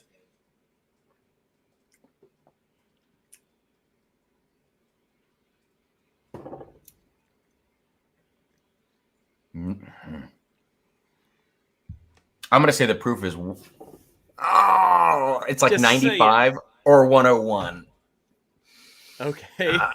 I don't know. Let's say 95, dude. Okay, That's it. That's all I got. Let me lock my answer in. I'm going to say Wild Turkey. I'm going to say, I don't know the proofs of like all the, this might be like a Master's Keep or something. I don't know. This is something that I'm not familiar with. Okay. So like 100 proof. Okay.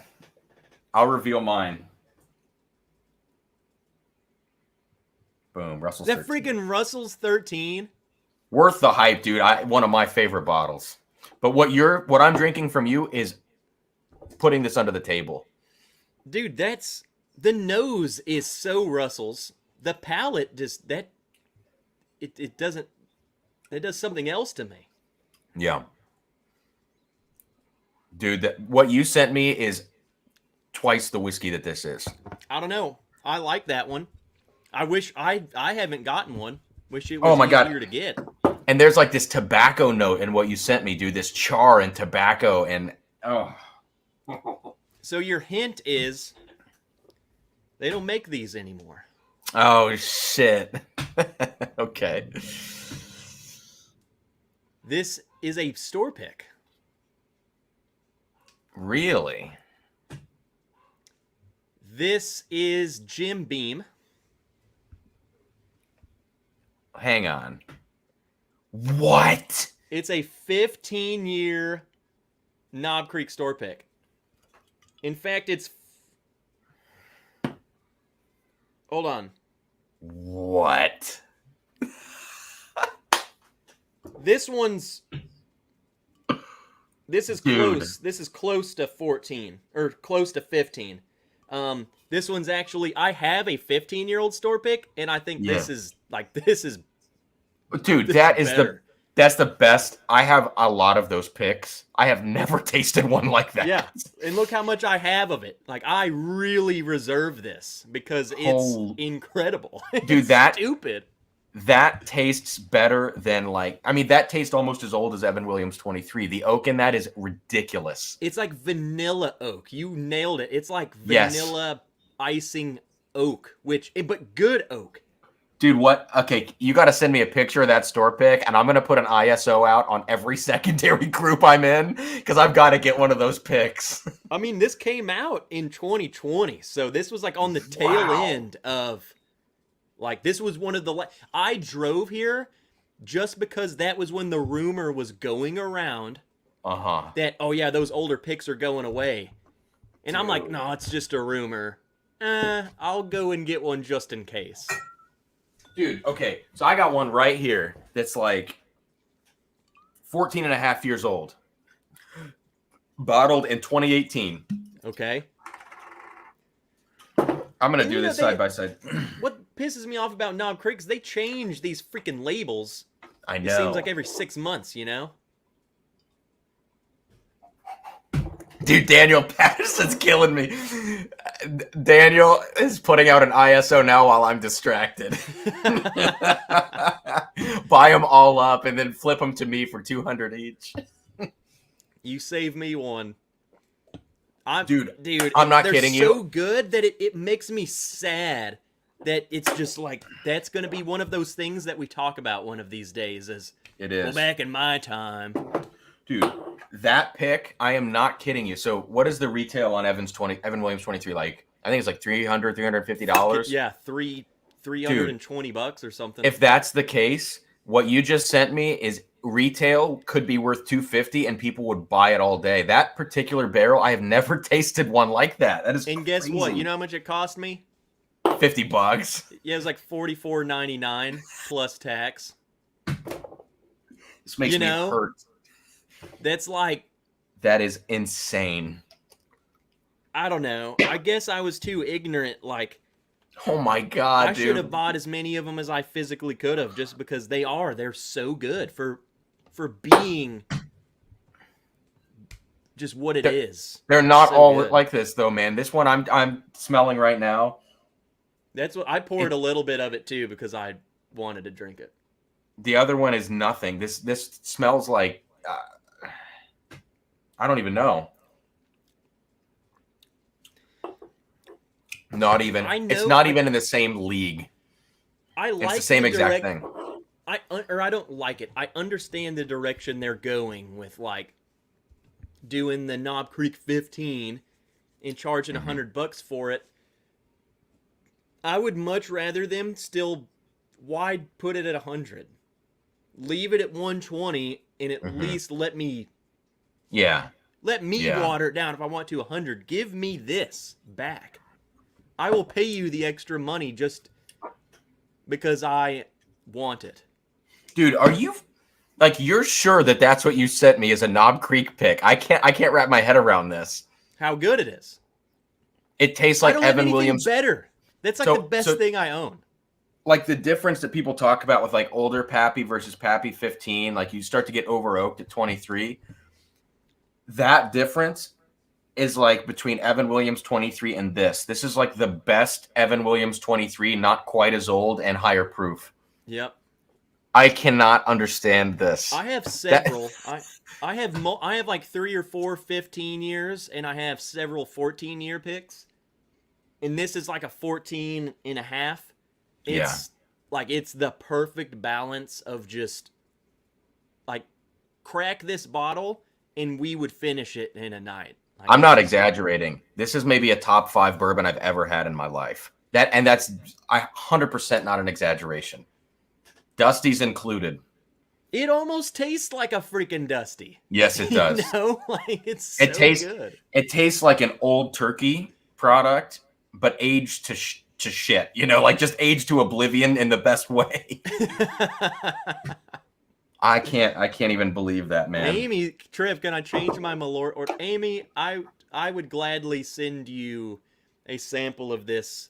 Wow. But you still have to take the Malort and you have to video, you have to film it.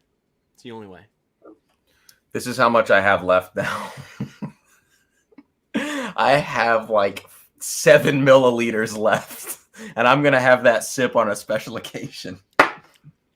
Damn, dude, you got to send me a picture. It really does. Like, if you put that in a blind, I think next to other, like if you throw that in with Evan Williams 23, Pappy 15, 20, 23, whatever, I bet you would be like, whoa, this one reminds me of those, but just friggin' better. Yes. You know? Yes. It's so good. Wow. Dude, thanks for sending that. I mean, I am flabbergasted. That's probably the one out of my whole list that I said that's 100% worth the hype, and I am going to build a freaking time machine. Yeah. I'm going to go back to that store, and I'm going to spend my whole savings account. Yes. I'm going to say, just load up the barrel. You're done. Throw it in the car. Wow. Yep. Well, shoot, man. So you've sent me so far a what was the first one you sent me? Oh, the Sagamore. Sagamore Double Oak. And yours is definitely better. Yours is better than mine. Mine is really funky and kind of weird. Yours is like a really nice toasted rye. I wanted to send you one. Like, I was really looking at. I wanted to send you one that was cheaper. Yeah. And or could be easier to find that I still was like really liking right now.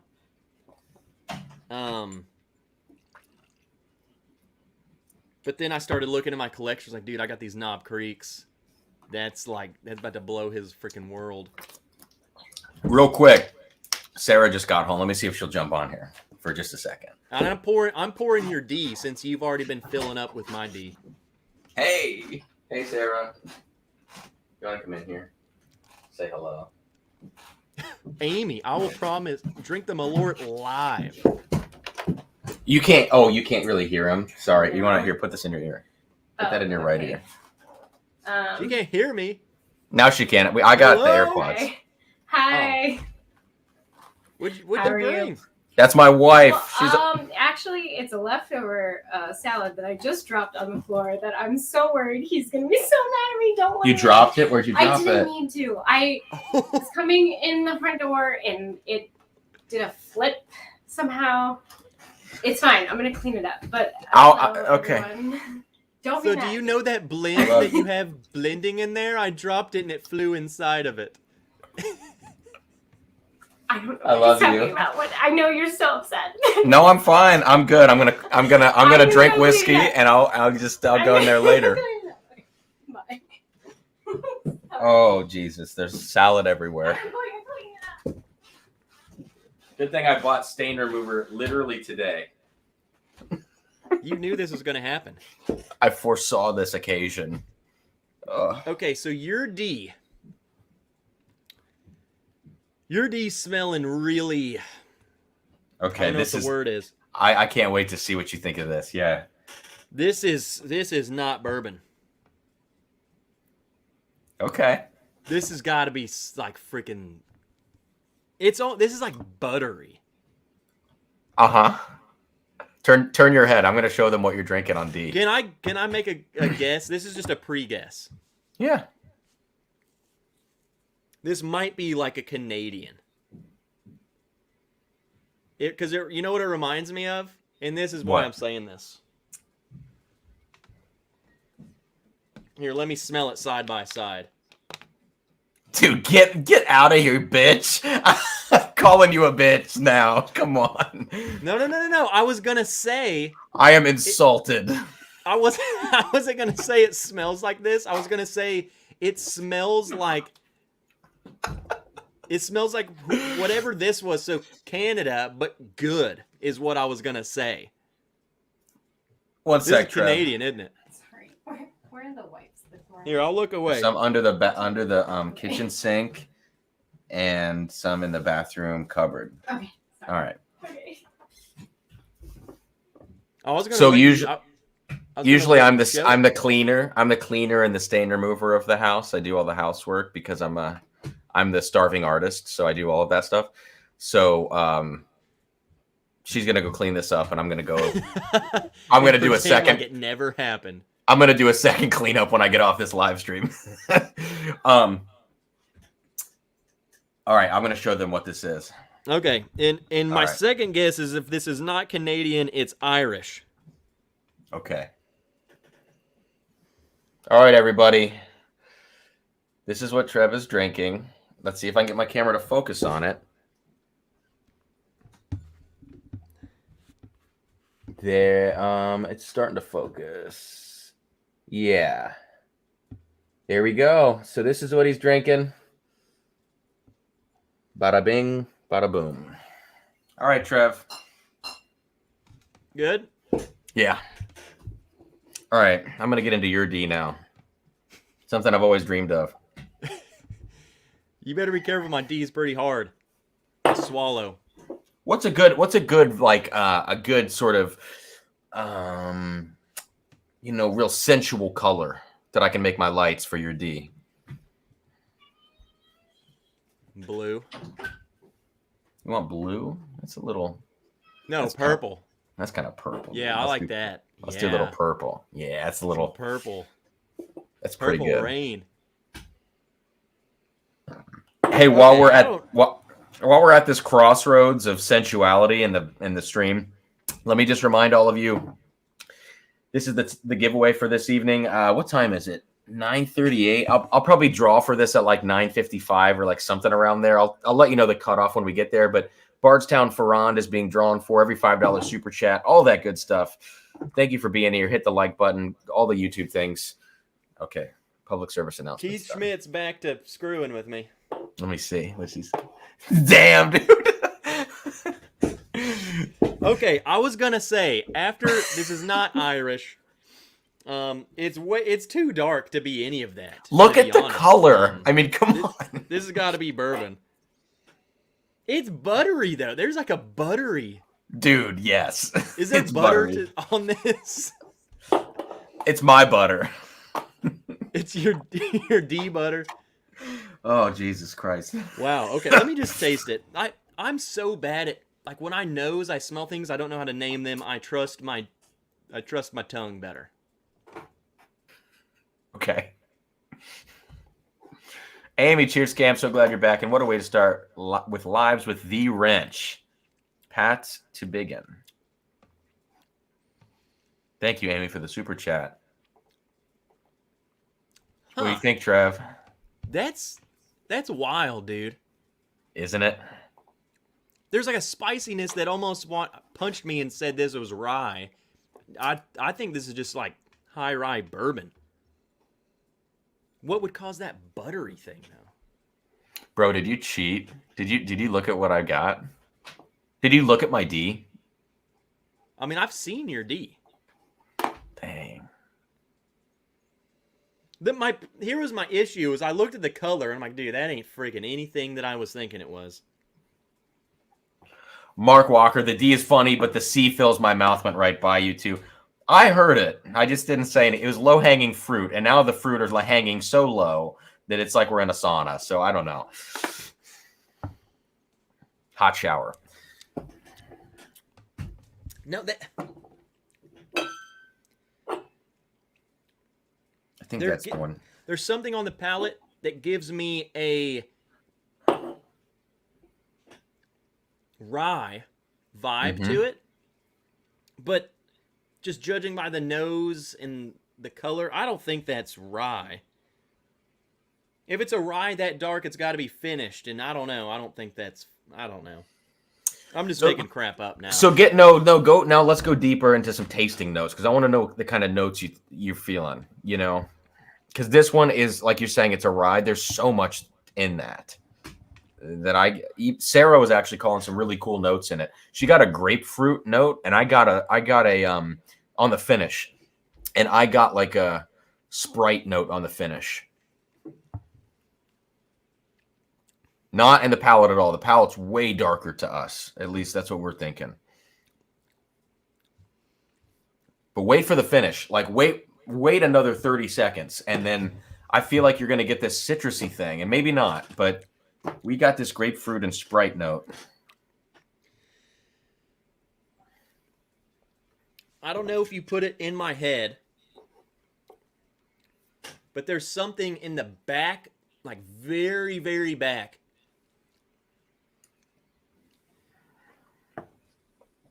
I see what you're calling Sprite. I would just call that's like a lemon. Yeah. I would say it's like as if I drink like lemon. There's like a lemon. Mm-hmm. Maybe I ate a lemon candy, and then a minute later, it's like, yeah, a minute ago I ate lemon. It's that leftover. Mm-hmm. But I'm talking, it feels like it's on my tonsils where that lemon vibe is. Like, it's like... It's not that big, Trev, but, you know, it's fine. It doesn't reach that far?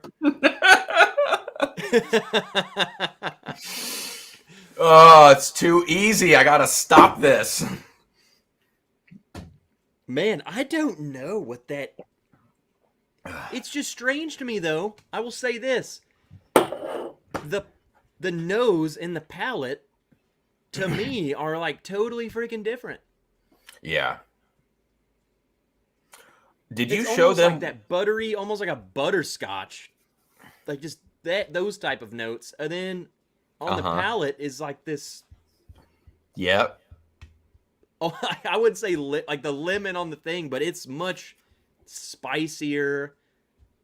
Like that's why Dude, I was you're saying nailing rye. it. Like it was giving me rye spices. You're nailing it right now.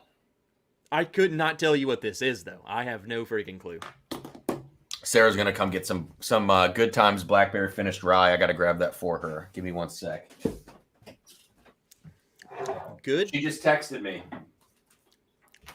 Also, Trev, how is the audio for this? Like, I'm doing a new mic setup. Is it pretty good?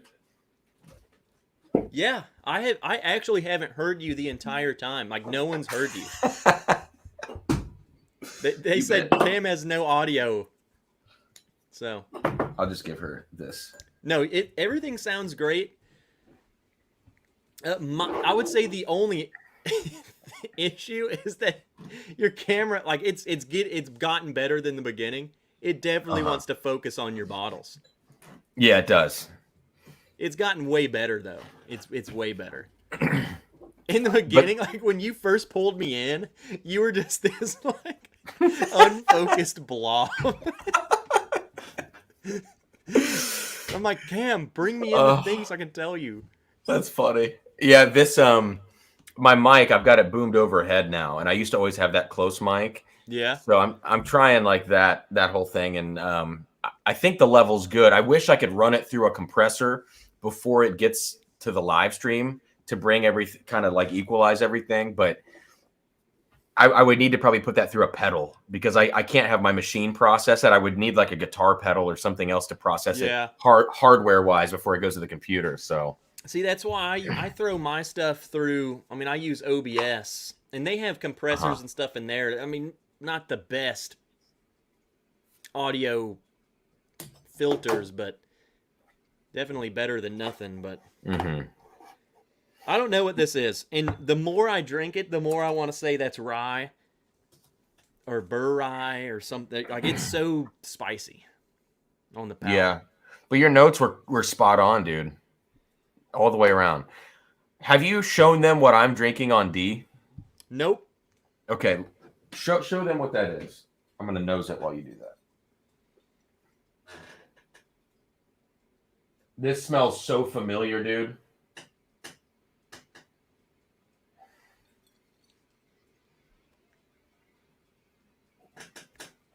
Okay.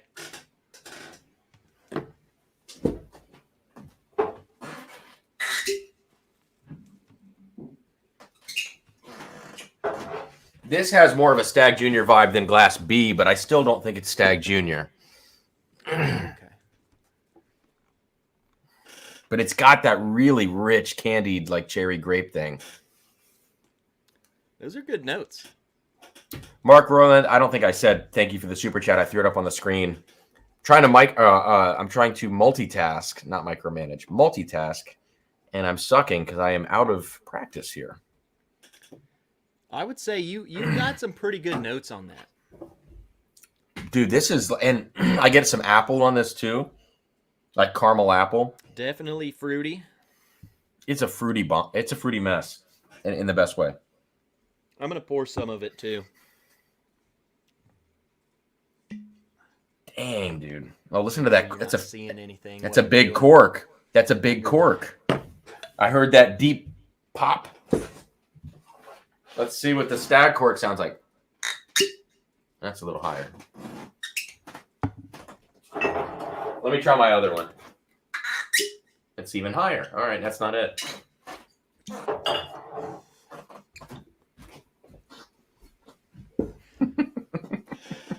The valiant effort, man.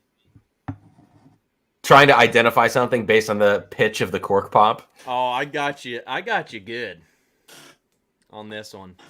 Dude, it smells so familiar. I got you really good. Actually, dude, this could be a Russell store pick. Worth the hype. I got him right where I want him. This could be a Russell store pick because the cork is also pretty, pretty thick with 3 C's. What do you think the proof is? Let me try it.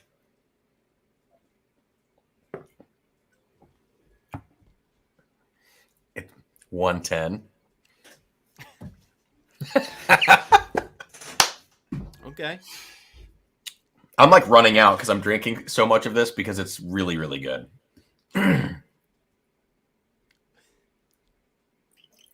trying to look at the chat. What's going on here? Monosyllabics is going to town. He's going hard.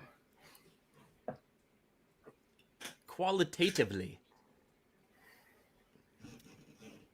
I will say that every tasting note you've given about it would be pretty spot on.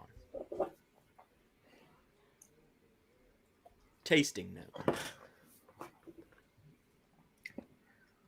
No, the proof is high.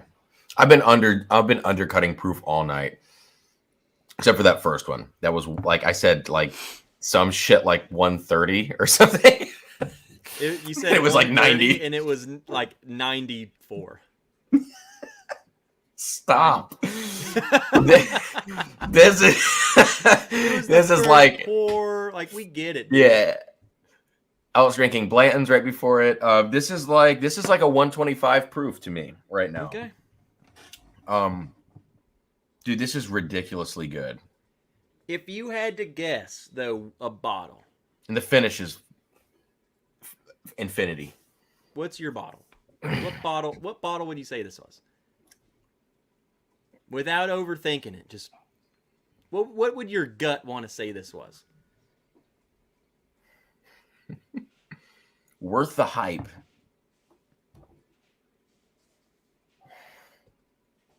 Dude. I don't know. It's got that old Forester vibe to it. Like you're just digging yourself deeper and deeper. You're getting further away from the campfire, bro. Like, okay, maybe it's E.H. Taylor barrel proof. Okay. You know? Or, oh shit. Oh, you know what? It's kind of got a little George T. Stagg going on here. Or E.H. Okay. Taylor barrel proof. Yeah. Let me think. Proof wise, is there rye or I'm literally almost out of this. There's rye in that. Because there was apple too. All right. I'm going to say E.H. Taylor barrel proof. Final answer. Final answer. 100 and Find let's. out what it is? Yes, I am. Just kill me. Okay, which one is this? This is batch 16 that I Dang, dude. And I hate batch 16, so this is crazy. I don't like it that much. You hate it because you went into it thinking, let me run this by you. What is your favorite batch? Is it batch 12 or 13? Yeah, it's 12. Batch 12. Exactly. You know why? Because I don't really like batch 12, and I love this batch because it has an oakiness that I typically don't get on Stag Junior.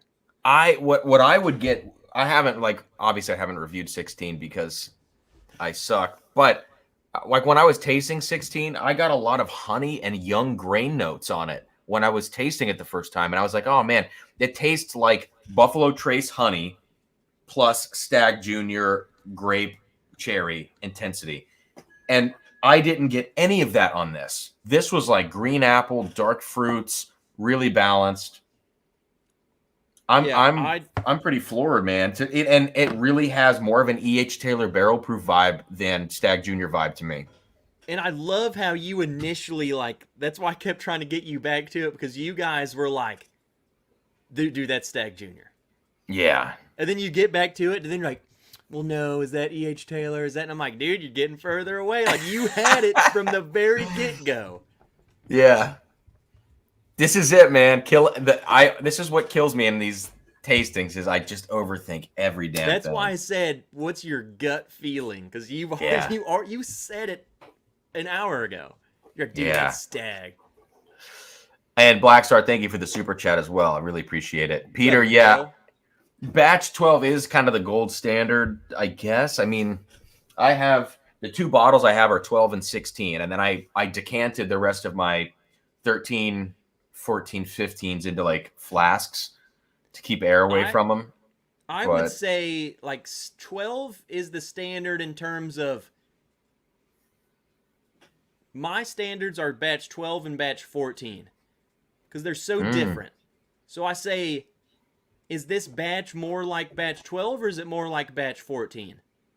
To me, 16 is more like batch 14. 15 is like a 13-14 blend or something. You know what I'm saying? Like I know what you mean. I need to revisit those. They're different. And I haven't really thought about it this way, but compare a spring versus fall bottle, if there's a correlation or if it's just it's just the luck of the draw, that's what it freaking is. It's just different. That's interesting, man. I have a 17 that's going to be here tomorrow, and so I will get a chance to taste it before we go live on your channel tomorrow.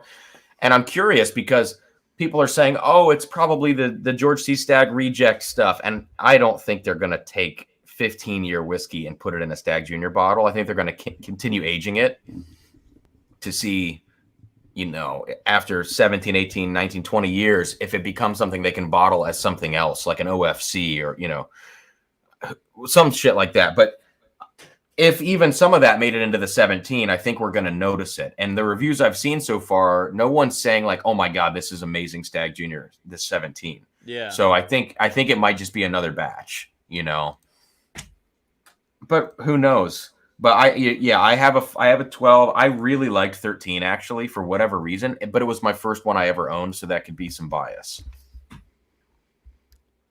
I just want to test my mic, even though we're nearing the end. Someone mentioned that I was quiet earlier, and then I just started screwing with my volume knob, and then no one said anything else.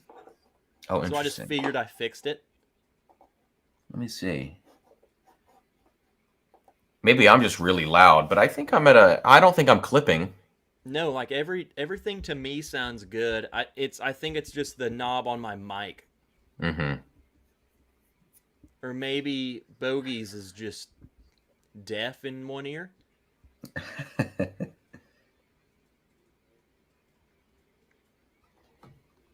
Dude. I don't know. Stagg 16. Well, let's find out what the crap... Hold on. I need to guess proof on Let me pour a little bit of my D. Let me pour a little bit. I'm going to try to do this under the table. That's probably barrel proof, too. I don't know. I feel like that's something I've never had. Speaking of deaf, Biggin. He's right back on his bed. He's Biggin. He's asleep. Dude, Kona Jams, who was in the chat, I don't know if he's still here or not. He was this is my buddy Nick. He was at my house yesterday, and I accidentally poured him I was like, we're going to just have a little bit of this. And I poured myself some first, like a little taste. And then I was like, and spilled it out. And I was like, no. When I poured it for him. Of so, what? What you're pouring? This glass D, yes. So, anyways, let me remind everybody what this is. Yep. All right. I feel like this, I really don't know what this is. All right, you're good. Good? Oh my God, dude. Oh. I don't know what that is. It's so different to me from the nose to the palate. It's crazy. Yeah. Dude, it is I'm telling you, this citrus thing that I'm getting is becoming more and more present on this. I can't get away from it. Is this rye? No. I didn't guess A is rye, so now I feel like I should freaking guess rye. All right, so guess distiller first, because this is going to be funny. Distiller? Yeah, guess the distillery. Tell me this, because I don't have a clue. This is Kentucky? Mm-hmm. I'm telling you, I might as well just pour the rest of this. I'm telling you right now, dude. I don't know, man. You might want to save that. I'm just saying. Why? I might die any minute. We got storms coming tomorrow.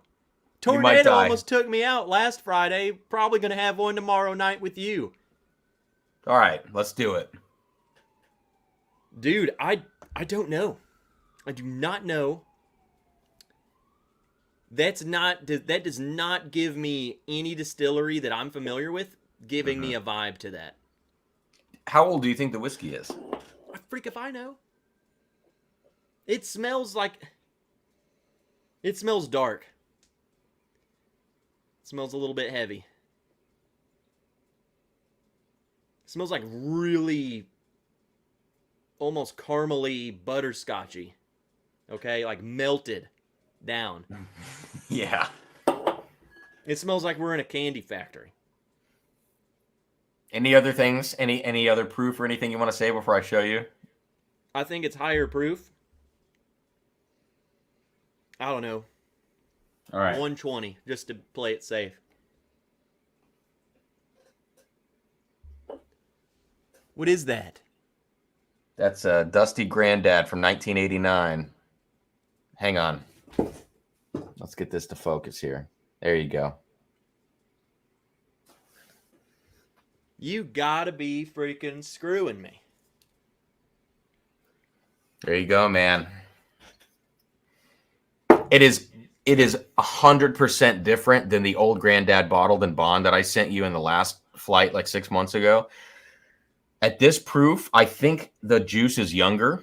The bottled and bonds are age stated at about 8 years. The two that I have are, and I would suspect that this is like 6 years old. Higher proof, which gives it a little different vibe. That is whatever they are putting in that is not what they are putting in today's bottles. And I'm talking there is not one single similarity other than maybe on the palate. I get like an orange citrusy thing on the old Granddad, whereas on this was almost more of the, like you were saying, Sprite, more like a lemon lime type thing to it. I think what I read is that because this is from National Distillers, right? And Jim Beam purchased them in the 90s. I think from what I've read that they kept the mash bill the same. But when they purchased them and they kept the brand of Old Granddad, they left the mash bill alone. And I think that's why the similarity might be there, that it is a high rye bourbon. I think it's 27% rye, if I remember. But dude, to me, it's like espresso and dark chocolate bitterness on the nose a little bit, and even on the palate to some degree, and it's really heavy and dark. But then it gets this crazy rye spice, this crazy citrus along the way. Crazy. Yeah, it's the nose is way dense, and then the palate's way spice. Yeah, like, dude, I was like, dude, that's a rye, but the note that's not a rye. I don't know what it is. But all that butterscotch, you're talking about melted butterscotch. That is literally what is on the nose, man. I mean, that stuff is known for all the butterscotch notes. It blows my mind how different the nose and palate are. Yeah, it's like I'm smelling this glass and then tasting this one. Like, I paid full secondary for this bottle because I wanted something special to open, and I thought I was going to win this $20,000 grant, and I didn't end up winning it. And I was like, all right, well, I'll leave this bottle till the next big event in my life. So COVID hit. I lost my smell and taste. The channel was gone, and I was like, oh my God. And I got really freaked out about it.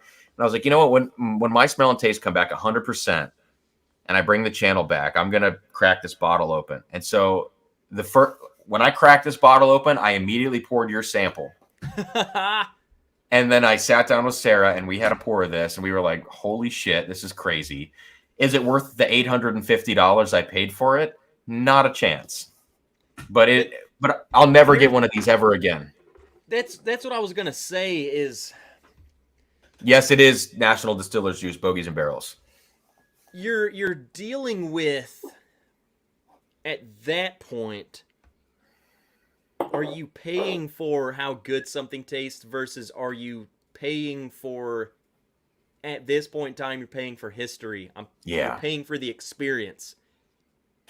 With that being said, that's still really freaking good. Mm-hmm. So, I will tell you right now, I have never tried anything that tastes or smells like this. Yeah. This was totally new to me. So, it is, in the sense, like you're paying for the brand new, unknown. And I just have a soft spot for Dusties, man. Like, I really do. And to me, it's like, if I'm going to pay for something, an astronomical price on secondary, like, for instance, you're never going to find a Wild Turkey cheesy gold foil for less than like $1,300 anywhere in the world. You will never find one. So to me, it's like, if that is the going rate of what it is and you want that experience, you have to pay for it, just like anything else in life. Yeah. And to me, you know what? Like, I like old MGP, even as expensive as it is, it's still everywhere. You can get it on any street corner if you just pay for it, you know? This stuff is going to go away one day. And it's like, I would rather spend my money here if I'm going to buy expensive bottles than Blom Bros, you know, like $650 for some 12-year MGP pick. Okay. So you sent me a while back, you sent me a Dusty Grandad, but that was the bottled in bond? Yeah, and I feel like I probably sent you my 1990. I have an 83 and a 90. No, it was the 90. It was probably the 90. I knew it was 90 something. I didn't know which year exactly. Yeah, it was a 1990, which was bottled the year after this and stated at 8 years old, so distilled in 82. So that's 1989. Yeah. Okay. This was like some of the last National Distillers stuff that went into these bottles. You know, I think Jim Beam bought them in, I want to say like 92 or 93, but I can't remember. It's early 90s. I'll be honest. I wish, I'm not saying the palate's not good. Mm-hmm. I love the nose. Yeah. Yeah. The nose is like 10 out of 10. It's top tier. Scott, good to see you, man. Sorry, I just got a chance to shout you out. Thank you for being here. Good to see you. And it is fantastic juice. Also, go Braves. Scott. Yeah, dude. Oh, my God. I can't believe you sent me some of that. You're crazy. Dude. No, man, I say you're crazy because I would have sent you some of that, but you're crazy in the sense of you actually went and bought it. I don't have any of that. I was like, I remember seeing it pop up on a secondary group, and the tack strip was like immaculate. Like the whole bottle was immaculate. There was no sediment at $850, and I was like, that's the cheapest I'm ever gonna find one of these for this condition, and knowing that it's like totally legit. I just went for it, and I probably shouldn't have, but I don't know. Life's too short. Boom. When were you born, Cam? 94. I love that you're drinking bottles older than you both. Yeah, right. We are, I guess. When were you born, Trev? 95. Okay. Yeah, wow. Man. Yeah, this was bottled before we were born. Yeah. Can you imagine like the days that this was sitting on the shelf? Like the fact that everybody, it all tasted like this, so nobody gave a shit. That's crazy to me. It makes that is me so crazy. I'll be honest.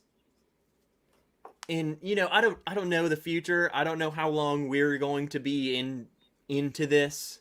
Right. Long term, but it gives me hope that I feel like the mass hype around bourbon will die out one of these days. Mm-hmm. I feel like the majority of people who are into it, like kind of into it, are just they're gonna move on to something else. Because the stuff that's out today is nowhere near as good, and I'm talking on the shelf.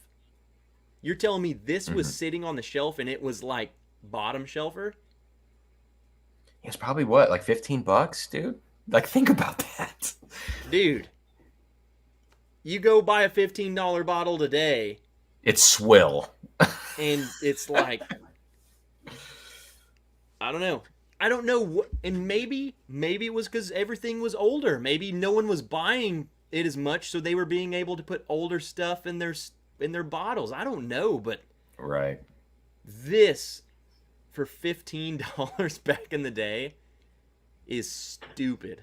Yeah, and I think you're right that there was a period of, around the time of Prohibition and stuff, there was the brown water craze, and all the stuff that people loved whiskey, and then it started to get into clear spirits, and now it's cycling finally back into whiskey again, almost 80 to 100 years later, and we're going to probably cycle back into clear spirits again, or maybe people are just maybe the portfolio of spirits has established itself, and maybe everybody's going to divide into what they like now. Maybe there won't be fads anymore. I don't know, but at the end of the day, the craze will die down to some degree, and I hope that whiskey starts to taste like this again. I don't know if it's like this. This whiskey to me does not have as much of the old bottle effect as any of the other Dusties I have, and it's just as old. But it doesn't have that same funk, and maybe it's the higher proof that keeps it more intact. Whereas the Weller 12, like Weller 12 is like 90 proof. I have some from like 2010-ish, and I have like the really old granddads, but they're 100 proof. Maybe the higher proof here kept it more intact, and you can really taste what the whiskey was like more back then without the taint of the old bottle, which I like that taint also. I love the taint. I was about to say, I know you really love taint, but some of those old bottles are like, and I don't know if it's not in our heads because you can do it blind and you can pick it up, but it is as if the same effect as if you walked into go to the library and go to some, like the old section, the books, just like, it's old. It has this musty characteristic to it, and some of those older whiskeys gives me that vibe. Yeah. Like, I'm like, dude, this smells literally dusty. Mm-hmm. And I don't know if that's just the start of oxidization. I don't know the science. Yeah, I don't know, but What's up, Trevor? Sug it, dude. Coming in, sug it, Trev. Coming in hot.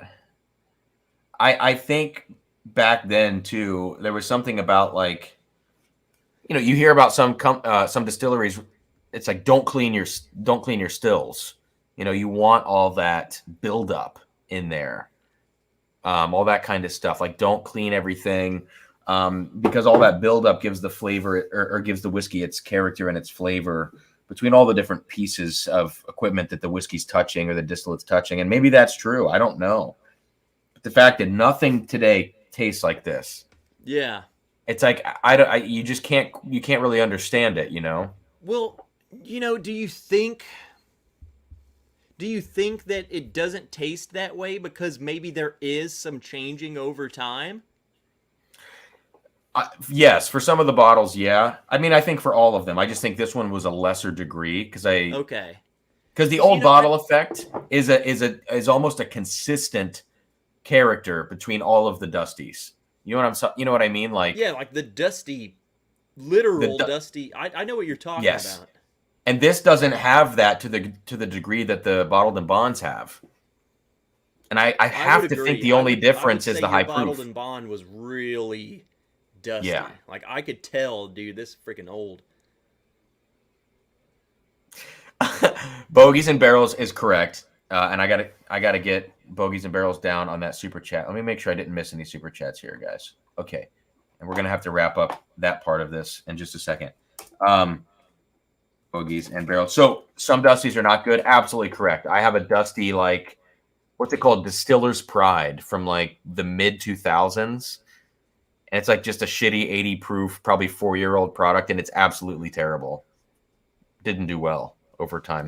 But let me ask you this. This is a 2-part question.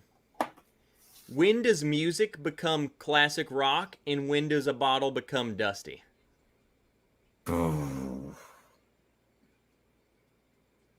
Classic rock is, in my mind, is when, because we know what we think of classic rock. For me, it's like the music my dad listened to. I'm thinking of like Foreigner. Yeah. But I think at the same time, would you call Metallica classic rock? Not yet. That's the thing. Kill 'Em All came out in freaking 83. So yeah, it's and I don't. You know what I'm saying? So this is the thing. Do we give classic rock that title to something that happened 20? Let's arbitrarily say 25 years ago.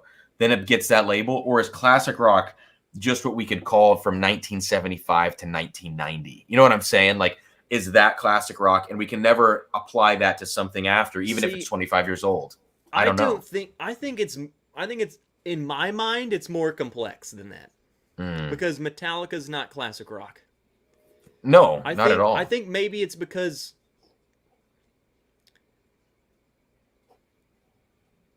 I think maybe it has to do too with their relevancy today. You know what I'm saying? Like it survives the test of time. They're still touring. Yeah. So even though their first album came out in 83, I don't consider them a classic rock band. They have to be done. And then the world has to still carry on some of their hits and say this is still good. And I'm sure there are some of those bands who still tour, like they're friggin' 70, they're still touring, but like they're touring the albums they created in the 70s. Yeah. You know what I'm saying? So it's like that's they're classic.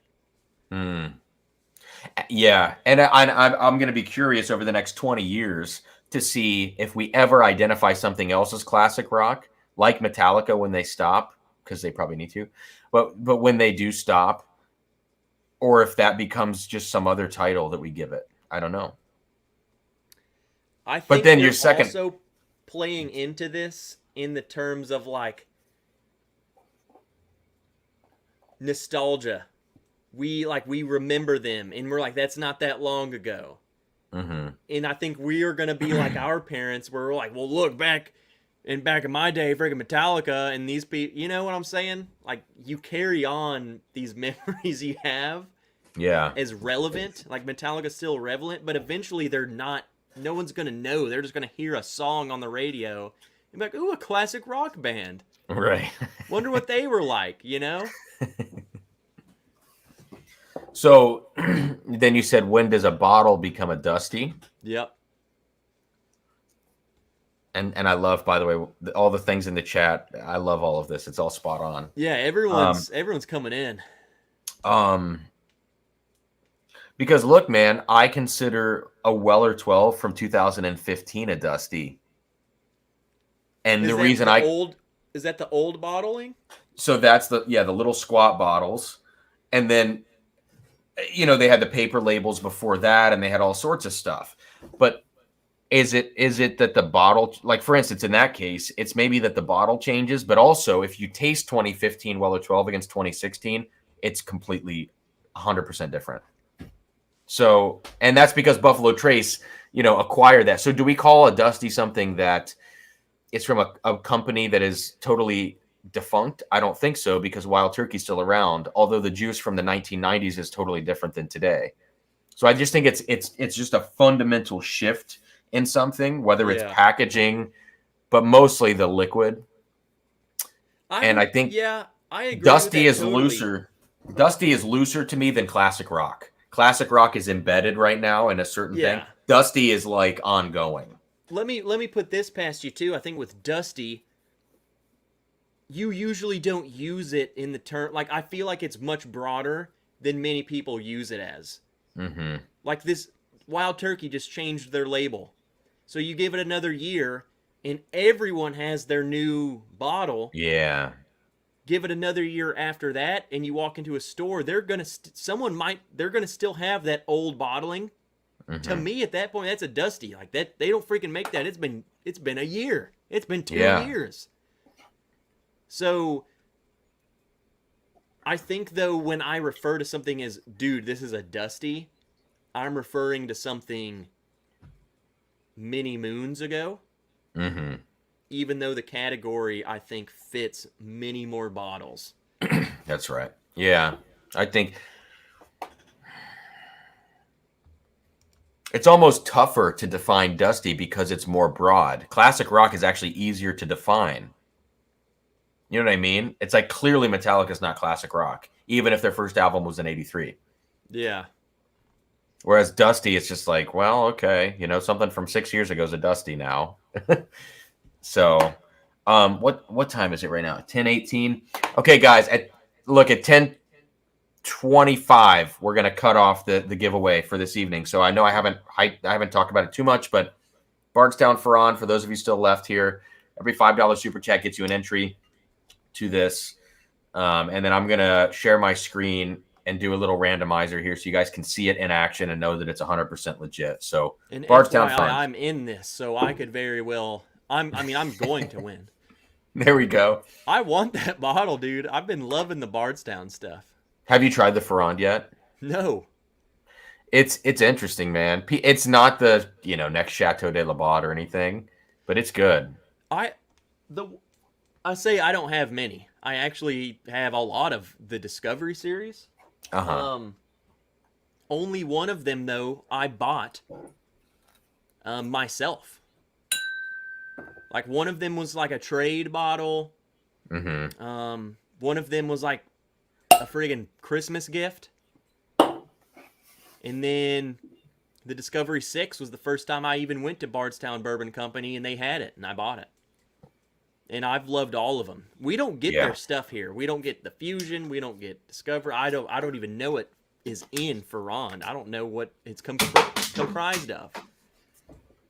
I think the Ferrand is, if I remember, it's 7-year Heaven Hill and 11-year, I want to say Jim Beam. Sounds because good. it's nutty. It and even with the cognac finishing, it's still got this roasted I was gonna almond. say it's finished though. Yeah, and it is really really fruity and heavy on the cognac. You know what's interesting too is Redemption just came out with a cognac finish. I don't know if you saw that. I've got one back there. So it's also finished in Ferrand casks, and it's young high rye MGP, I believe, finished in Ferrand. This is finished in Ferrand, and then I found a Glenmorangie Scotch Barrel Select finished in cognac, and I tasted it, and it tastes identical to the finishing on these. And I'm wondering if everybody suddenly got these Ferrand casks to finish their whiskey in. It seems like it might be. It very well could. That's just the way the market works, too. Yeah. Like, if you go to Bardstown, they'll talk to you. They'll say, yeah. They're very open about. I mean, they're still secretive, but they're definitely like, hey, man, we've got a bunch of batches of barrels from whatever. And it makes sense. Yeah. Because someone probably had a huge, hey, I need to sell all of these barrels. And then a bunch of people bought them. And then now you got a bunch of Ferrand. Yeah, it could be. It really could be. And even the Old Elk, they just did all those finishes. And I have the Armagnac. I didn't get the cognac. But I'm going to go buy the cognac and see if it tastes like a Ferrand finish. Because I have other cognac finishes from different cognacs. Yeah. And they do not taste like this. But all of these other ones are tasting so similar to me that it's kind of funny. Okay, so there's several good questions. Let's answer Tom Lynch. Okay. I was about to pour Discovery 6, Tom. I'll pour one. Are you going to pour it or no? No, I'm not. You know why? Because I don't need to tell Tom my answer. Mm-hmm. I would say, me personally, Discovery 6 would be in my top favorite bottles I've gotten this year. I love that bottle. It's a workhorse. I tried Discovery 5. Kelsey Dime from the chat, he lives by me, and he brought over 2, 3, 4, and 5. And we did them all. The 5 was by far freaking the worst. And then when I went to 6, I was like, well, shoot, 5 had a bunch of Dickel in it, and that's what I didn't like. 6, I feel like they even realized that was too much Dickel. Let's fix that crap. Let's use it better. And then they came up with Discovery 6, and they utilized the 17-year-old Dickel way better. Yeah. Way better. I think if Discovery 1, let's say 1 through 4, maybe 2 through 4. But let's say Discovery 1 through 4 did not exist. And the first release, okay, let's just say the first release of the Discovery series was Discovery 6. We would all go, oh my God, this is so good. Yep. Yeah. But the fact that like we had 2, which was a spice bomb and like very Kentucky. We had 1, which to me was just like basically Barton. 3 is MGP. 4 is this just amazing old Jim Beam juice in there. It's like, of course, the rest of them can't hold up to that. But Discovery 6 is really good. Dude, Discovery 2. Old. That's a good one, man. It's so good. And classic Kentucky bourbon. 4 is the one I don't have, and that's the one I always hear people are like, dude, 4 is the freaking best. And that's the one I don't own. And honestly, I don't remember what it tasted like. In our blind that we did, like, we tried 2, 3, 4, and 5. I think my winner between those was, I think it was 2. I think 2 was my favorite. A lot of people like 2 because I just think it's a little more classic. But in my mind, dude, if I did a blind, reminds me like a wild turkey or something. If I did a blind of all of these, 3 and 4 would come out on top. Then it'd be 2. Then it'd be 1. Then it'd be 6. Then it'd be 5. And the fact that 6 would get 5th place is not a knock against 6. It's just saying Bardstown blew their wad with the first 4 releases, as every company does when they have a bunch of sourced whiskey to use at the beginning. Yeah. They all do that. And especially when think of it like anything, dude. You do something good, you gain traction. Yes. And you're like, well, dude, I got to do that again. Yeah. And then, so you do it again, and then it's like even more people hop on, and then it's like at some point, I don't want to call it like burnout, but like they put all their chips in, and then now they're trying to say like, well, dude, we got to keep these people that just freaking jumped on board, you know? Yeah. And I think they're doing good. I think the 5 was a definite divot. Tom said he was not a fan of the 6. Yeah. But dude, let's be honest. He said, but I had a cold. You very well might not like it. I mean, that's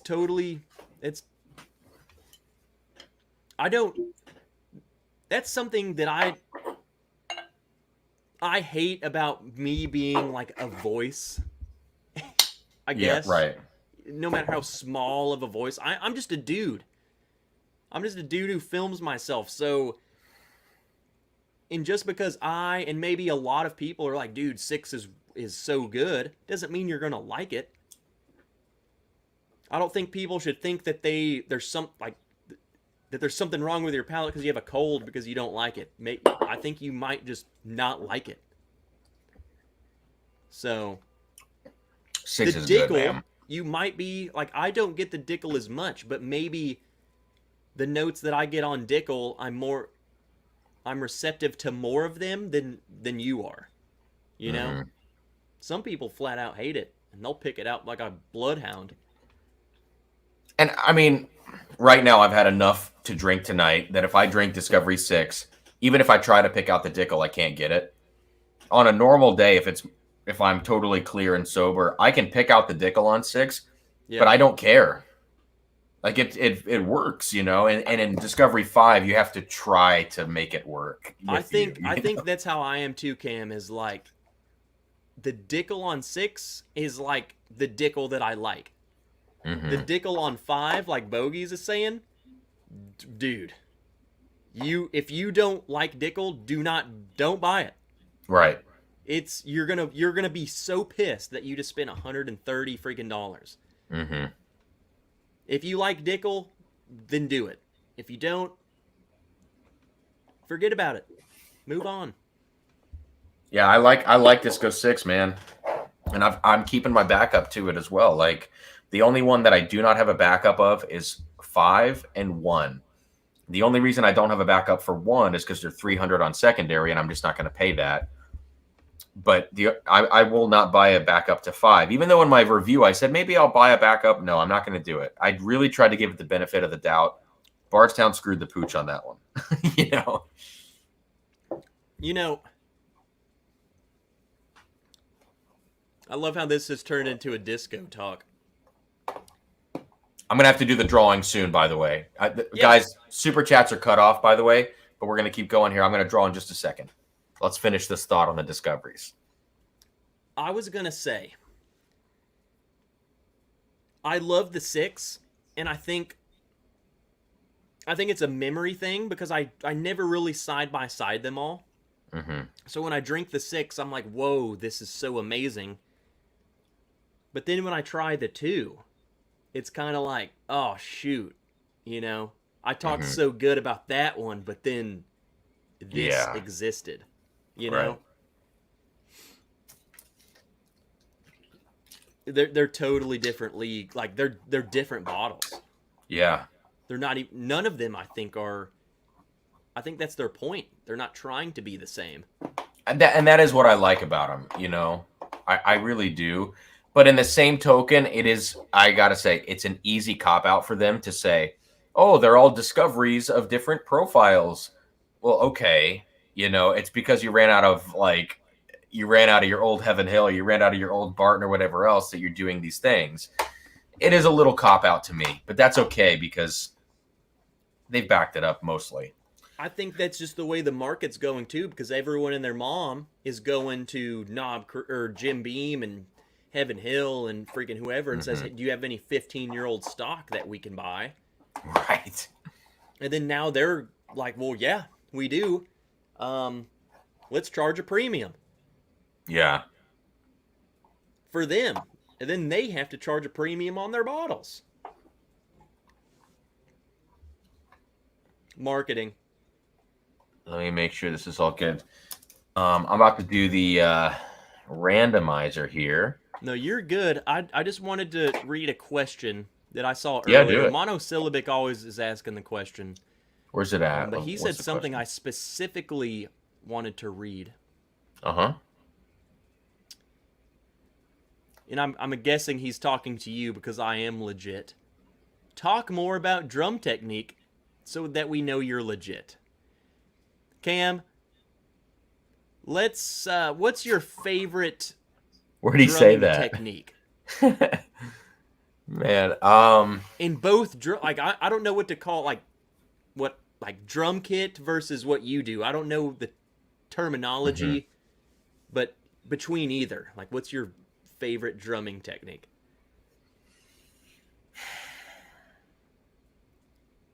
Man, I don't know. Well, I know what mine is. Okay, what's yours? A good old blast beat. Okay.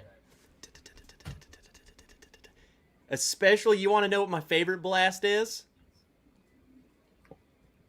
Ride. Like maybe a ride bell, and then snare just pop, pop, pop, pop, pop, pop, pop, pop. Sound good.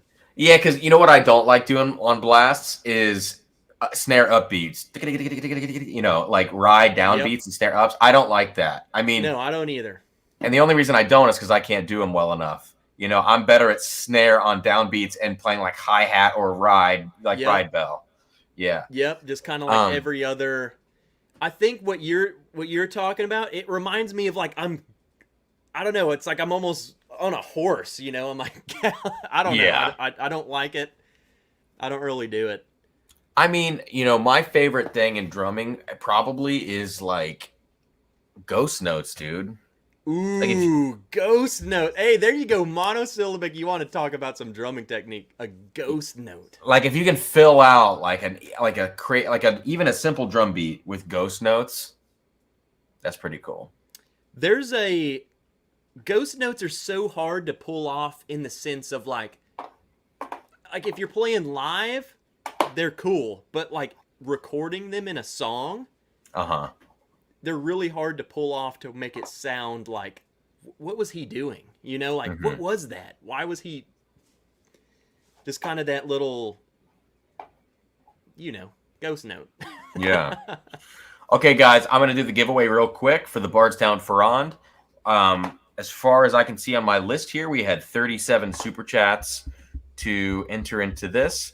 So what I'm going to do is I'm going to take that list of 37. I'm going to randomize it 5 times, and then I'm going to take the numbers at the end of that, and then I'm going to ask Siri to pick me a number between 1 and 37. Okay, so I'm going to show you the randomization here. Give me just a second to pull up my screen. I have to share it on StreamYard. Okay. Okay, that looks absolutely crazy. So let's do this. What was that? Pornhub? You better. Yeah, right. Can you see this, Trev? You can see the randomizer. I mean, I'm sure they can better than I can. Right. Okay, I'm gonna hit randomize. I'm gonna click this button 5 times. 1, 2, 3, 4, 5. Okay, so that's the list. And now I will ask Siri to pick a number between 1 and 37. Hey, Siri. Hey, Siri. Pick a number between 1 and 37. A random number between 1 and 37 is 23. 23 is Cornholio, winner of Cornholio, the Bardstown Ferrand. So there we go, Cornholio. If you're still here, I'm going to turn that screen off. Holy crap. If you're still here, send me an email at drumsanddrams@gmail.com. I'll put it in the chat here. Boom. Send me an email. If not, Cornholio, I will find you on another stream or something. I don't know if we've emailed back and forth before. I just can't remember. We'll get in touch, and I'll get you that bottle of the Bardstown Ferrand. But, yeah, there you go. Need some tippy for my bunghole.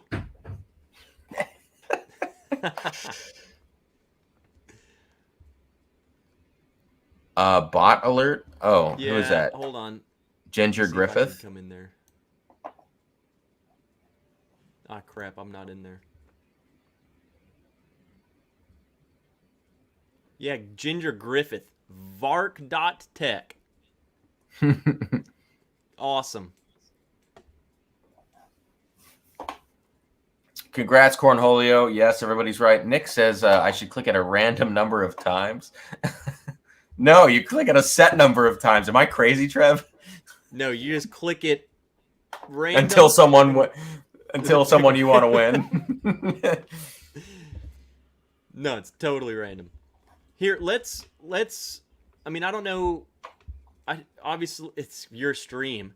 You end when you want, but I would love to answer this one last question if that was the last question we had to answer. Yeah, man. I'm good. I'm loose. And it was where'd it go? It was about our favorite drummers. Who are our favorite drummers? Jay, I'm gonna mod you right now. Yeah, JG Suggett. Bum bum bum bum bum bum. Yeah, Mono says, Cam, no judgment, but please talk about favorite drummers and why. Okay. Favorite drummers and why. Jay is a mod. All right. How do I get back to StreamYard here? I need to go to Mission Control on my Mac because I don't have my touch. I don't have my touchpad in front of me. All over the place now. Hang on a sec. Where the F is Mission Control?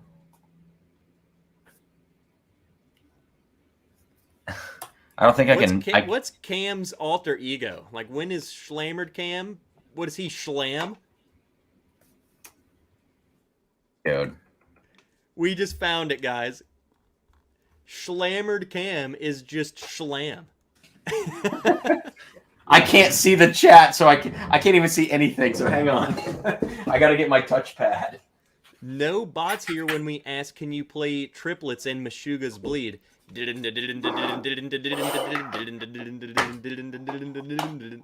Yeah. I can do that for about 20 seconds. Okay, I'm back. My calves evaporate. Neil Peart, Carter Beauford, Ghost Notes, Wizards. What's up, Schlammerin? Dude, I'm not even Schlammered. Am I not? Well, maybe I am. I don't know. I would say, okay, and I definitely don't want to take away from the greats like Neil and Lars was not a great drummer, but he's terrible. I take much more inspiration from like modern day drummers, like drummers you guys have never heard of. That's presumptuous. My favorite drummer right now is Austin Ritchie of Lorna Shore. Look, you don't even know who I'm talking about. I've never listened to Lorna Shore. I've heard of them, but I don't know the drummer. All I'm saying, guys, if you have any interest in just listening to music and or just drums, they scream a lot, but they put out videos. If you just do Lorna Shore drum cover, he does just drum and he plays just the drums to the song. It kind of blows your mind what this dude can do, and that's who I take inspiration from. So yeah, Chad Wackerman is legit, man. Chad Wackerman, who's he play for? I couldn't tell you. Some, good stuff. There's so many people that are like, what was I thinking? You just made me think of somebody. He's a jazz dude. You made me think of something, man. What? Oh my God, where were you talking about? Lorna Shore, but before that, I was about to say I've heard of this guy. He plays for. Okay, he doesn't play in a band. I've seen this dude though. Mark Juliana. I don't know if you know Mark Juliana. So he's like a New York cat, and he plays a lot of he did a lot of club work in New York. Mark Juliana now does all sorts of high level stuff, but I saw him do a clinic probably 5 years ago. But what he would do on the drum kit, he just plays like a little jazz kit, like two toms. I'm every time you say these, I'm just looking them up so I can see who we're talking about. So Mark Juliana goes, hey, somebody sing me a rhythm, like sing me a theme that I can base my whole solo around. And someone was like, dagga dagga da, And so just the idea of like, jagga dagga doom, dagga dagga doom, booka dagga doom, dagga dagga doom, dagga dagga goom, ba ba ba ba boom, like slowing it down and speeding it up. And he played a whole drum solo stuff, just based on like 5 notes. And it was the crate and the way he would metrically modulate between this stuff on this like tiny little kit. You're just like, I can't even believe what's happening in front of me. And I think that's the cool thing about drums is like, even though that's not the type of drummer I like listen to, a drummer could listen to that and be like, holy freaking crap. Like, listen to what this guy's doing. Like, this is groovy. He knows the drum set. You know what I'm saying? It's more than just, whoa, look at this dude's stamina. Look how is he going that fast? This is like, this guy is fully in tuned with his drum set and knows every little thing about it. I think it's different. I think it is different. They're just different skill sets, So I don't know, man. Gosh, Darko. I know. Yeah, Darko, Tom Barber, Chelsea Grin. Lorna Shore's old singer Tom Barber is now in Chelsea Grin, but he's doing a Darko project. Yeah, I know them, Aiden. It's what I listen to, dude. Someone said Mike Portnoy. Yeah, Mike Portnoy. He's a great drummer. I loved what he did I mean, Dream Theater stuff's cool and all, but I loved he played on an Avenged Sevenfold album. Yeah. And the Nightmare album, Nightmare. sick, dude. It was freaking nasty. That was like the butt rock album, but I'll give him a pass for that. No, it wasn't. Dude, they went from okay. Okay. All right. I would say the album after that was the butt rock.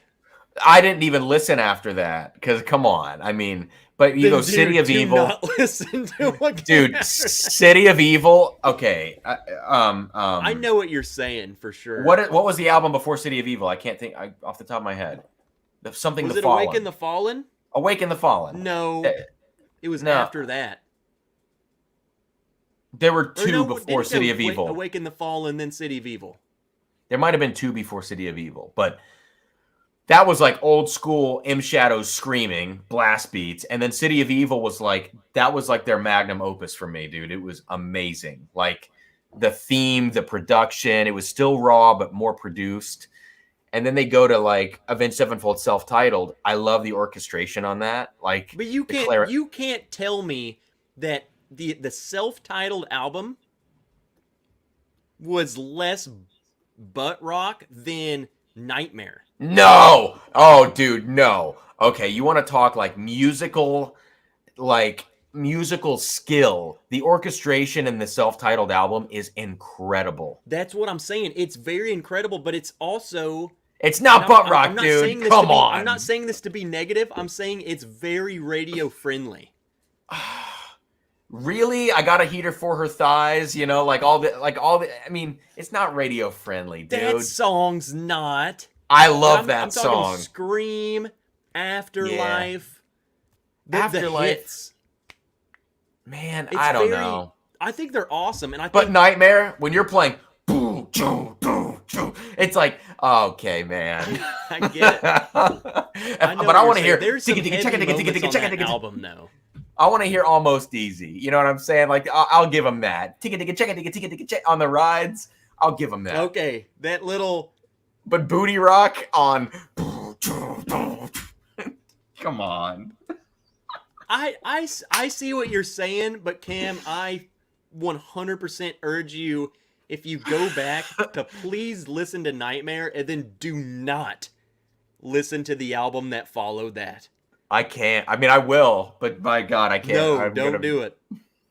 I think maybe you should, because then you're going to be like, holy crap, Nightmare's not butt rock at all. This is butt rock. Even Slipknot, like, I used to be like, man, Psychosocial sucks. It's so butt rock. Now I listen and I'm like, well, it's actually not the worst thing they've ever done, you know? I don't know, dude. I don't think that was butt rock at all. That album's heavy. All Hope Is Gone. No, that's a great song. That's heavy. A great song. And then I think even their new album, like the one they just recently put out, is like Which it album? Goes back to like Iowa. Which album did they just put out? Like the old like freaking Duality era. Dude, Volume 3. I know people love Iowa, and I love Iowa too. But Volume 3. Volume 3 is one of my favorites. So Volume 3 for Slipknot, to me, is City of Evil of Avenged Sevenfold. It was like I think it's Iowa the crossover. Raw, yes. You know, Raw, and people loved it. But then there's that more polished, more put together. And I think that's what City of Evil was to you, a polished, put together artwork. Oh. Dude, Slipknot has a new single out called the Chapeltown Rag. Have you seen this? What? I'm on Spotify. Slipknot has a new single out as of last month, but the most recent album was We Are Not Your Kind, which is definitely kind of booty rock for sure. What's the biggest song off that album? We Are Not Your Kind? Because I'm pretty sure he literally like screams the whole time. It's either Unsainted or Nero Forte.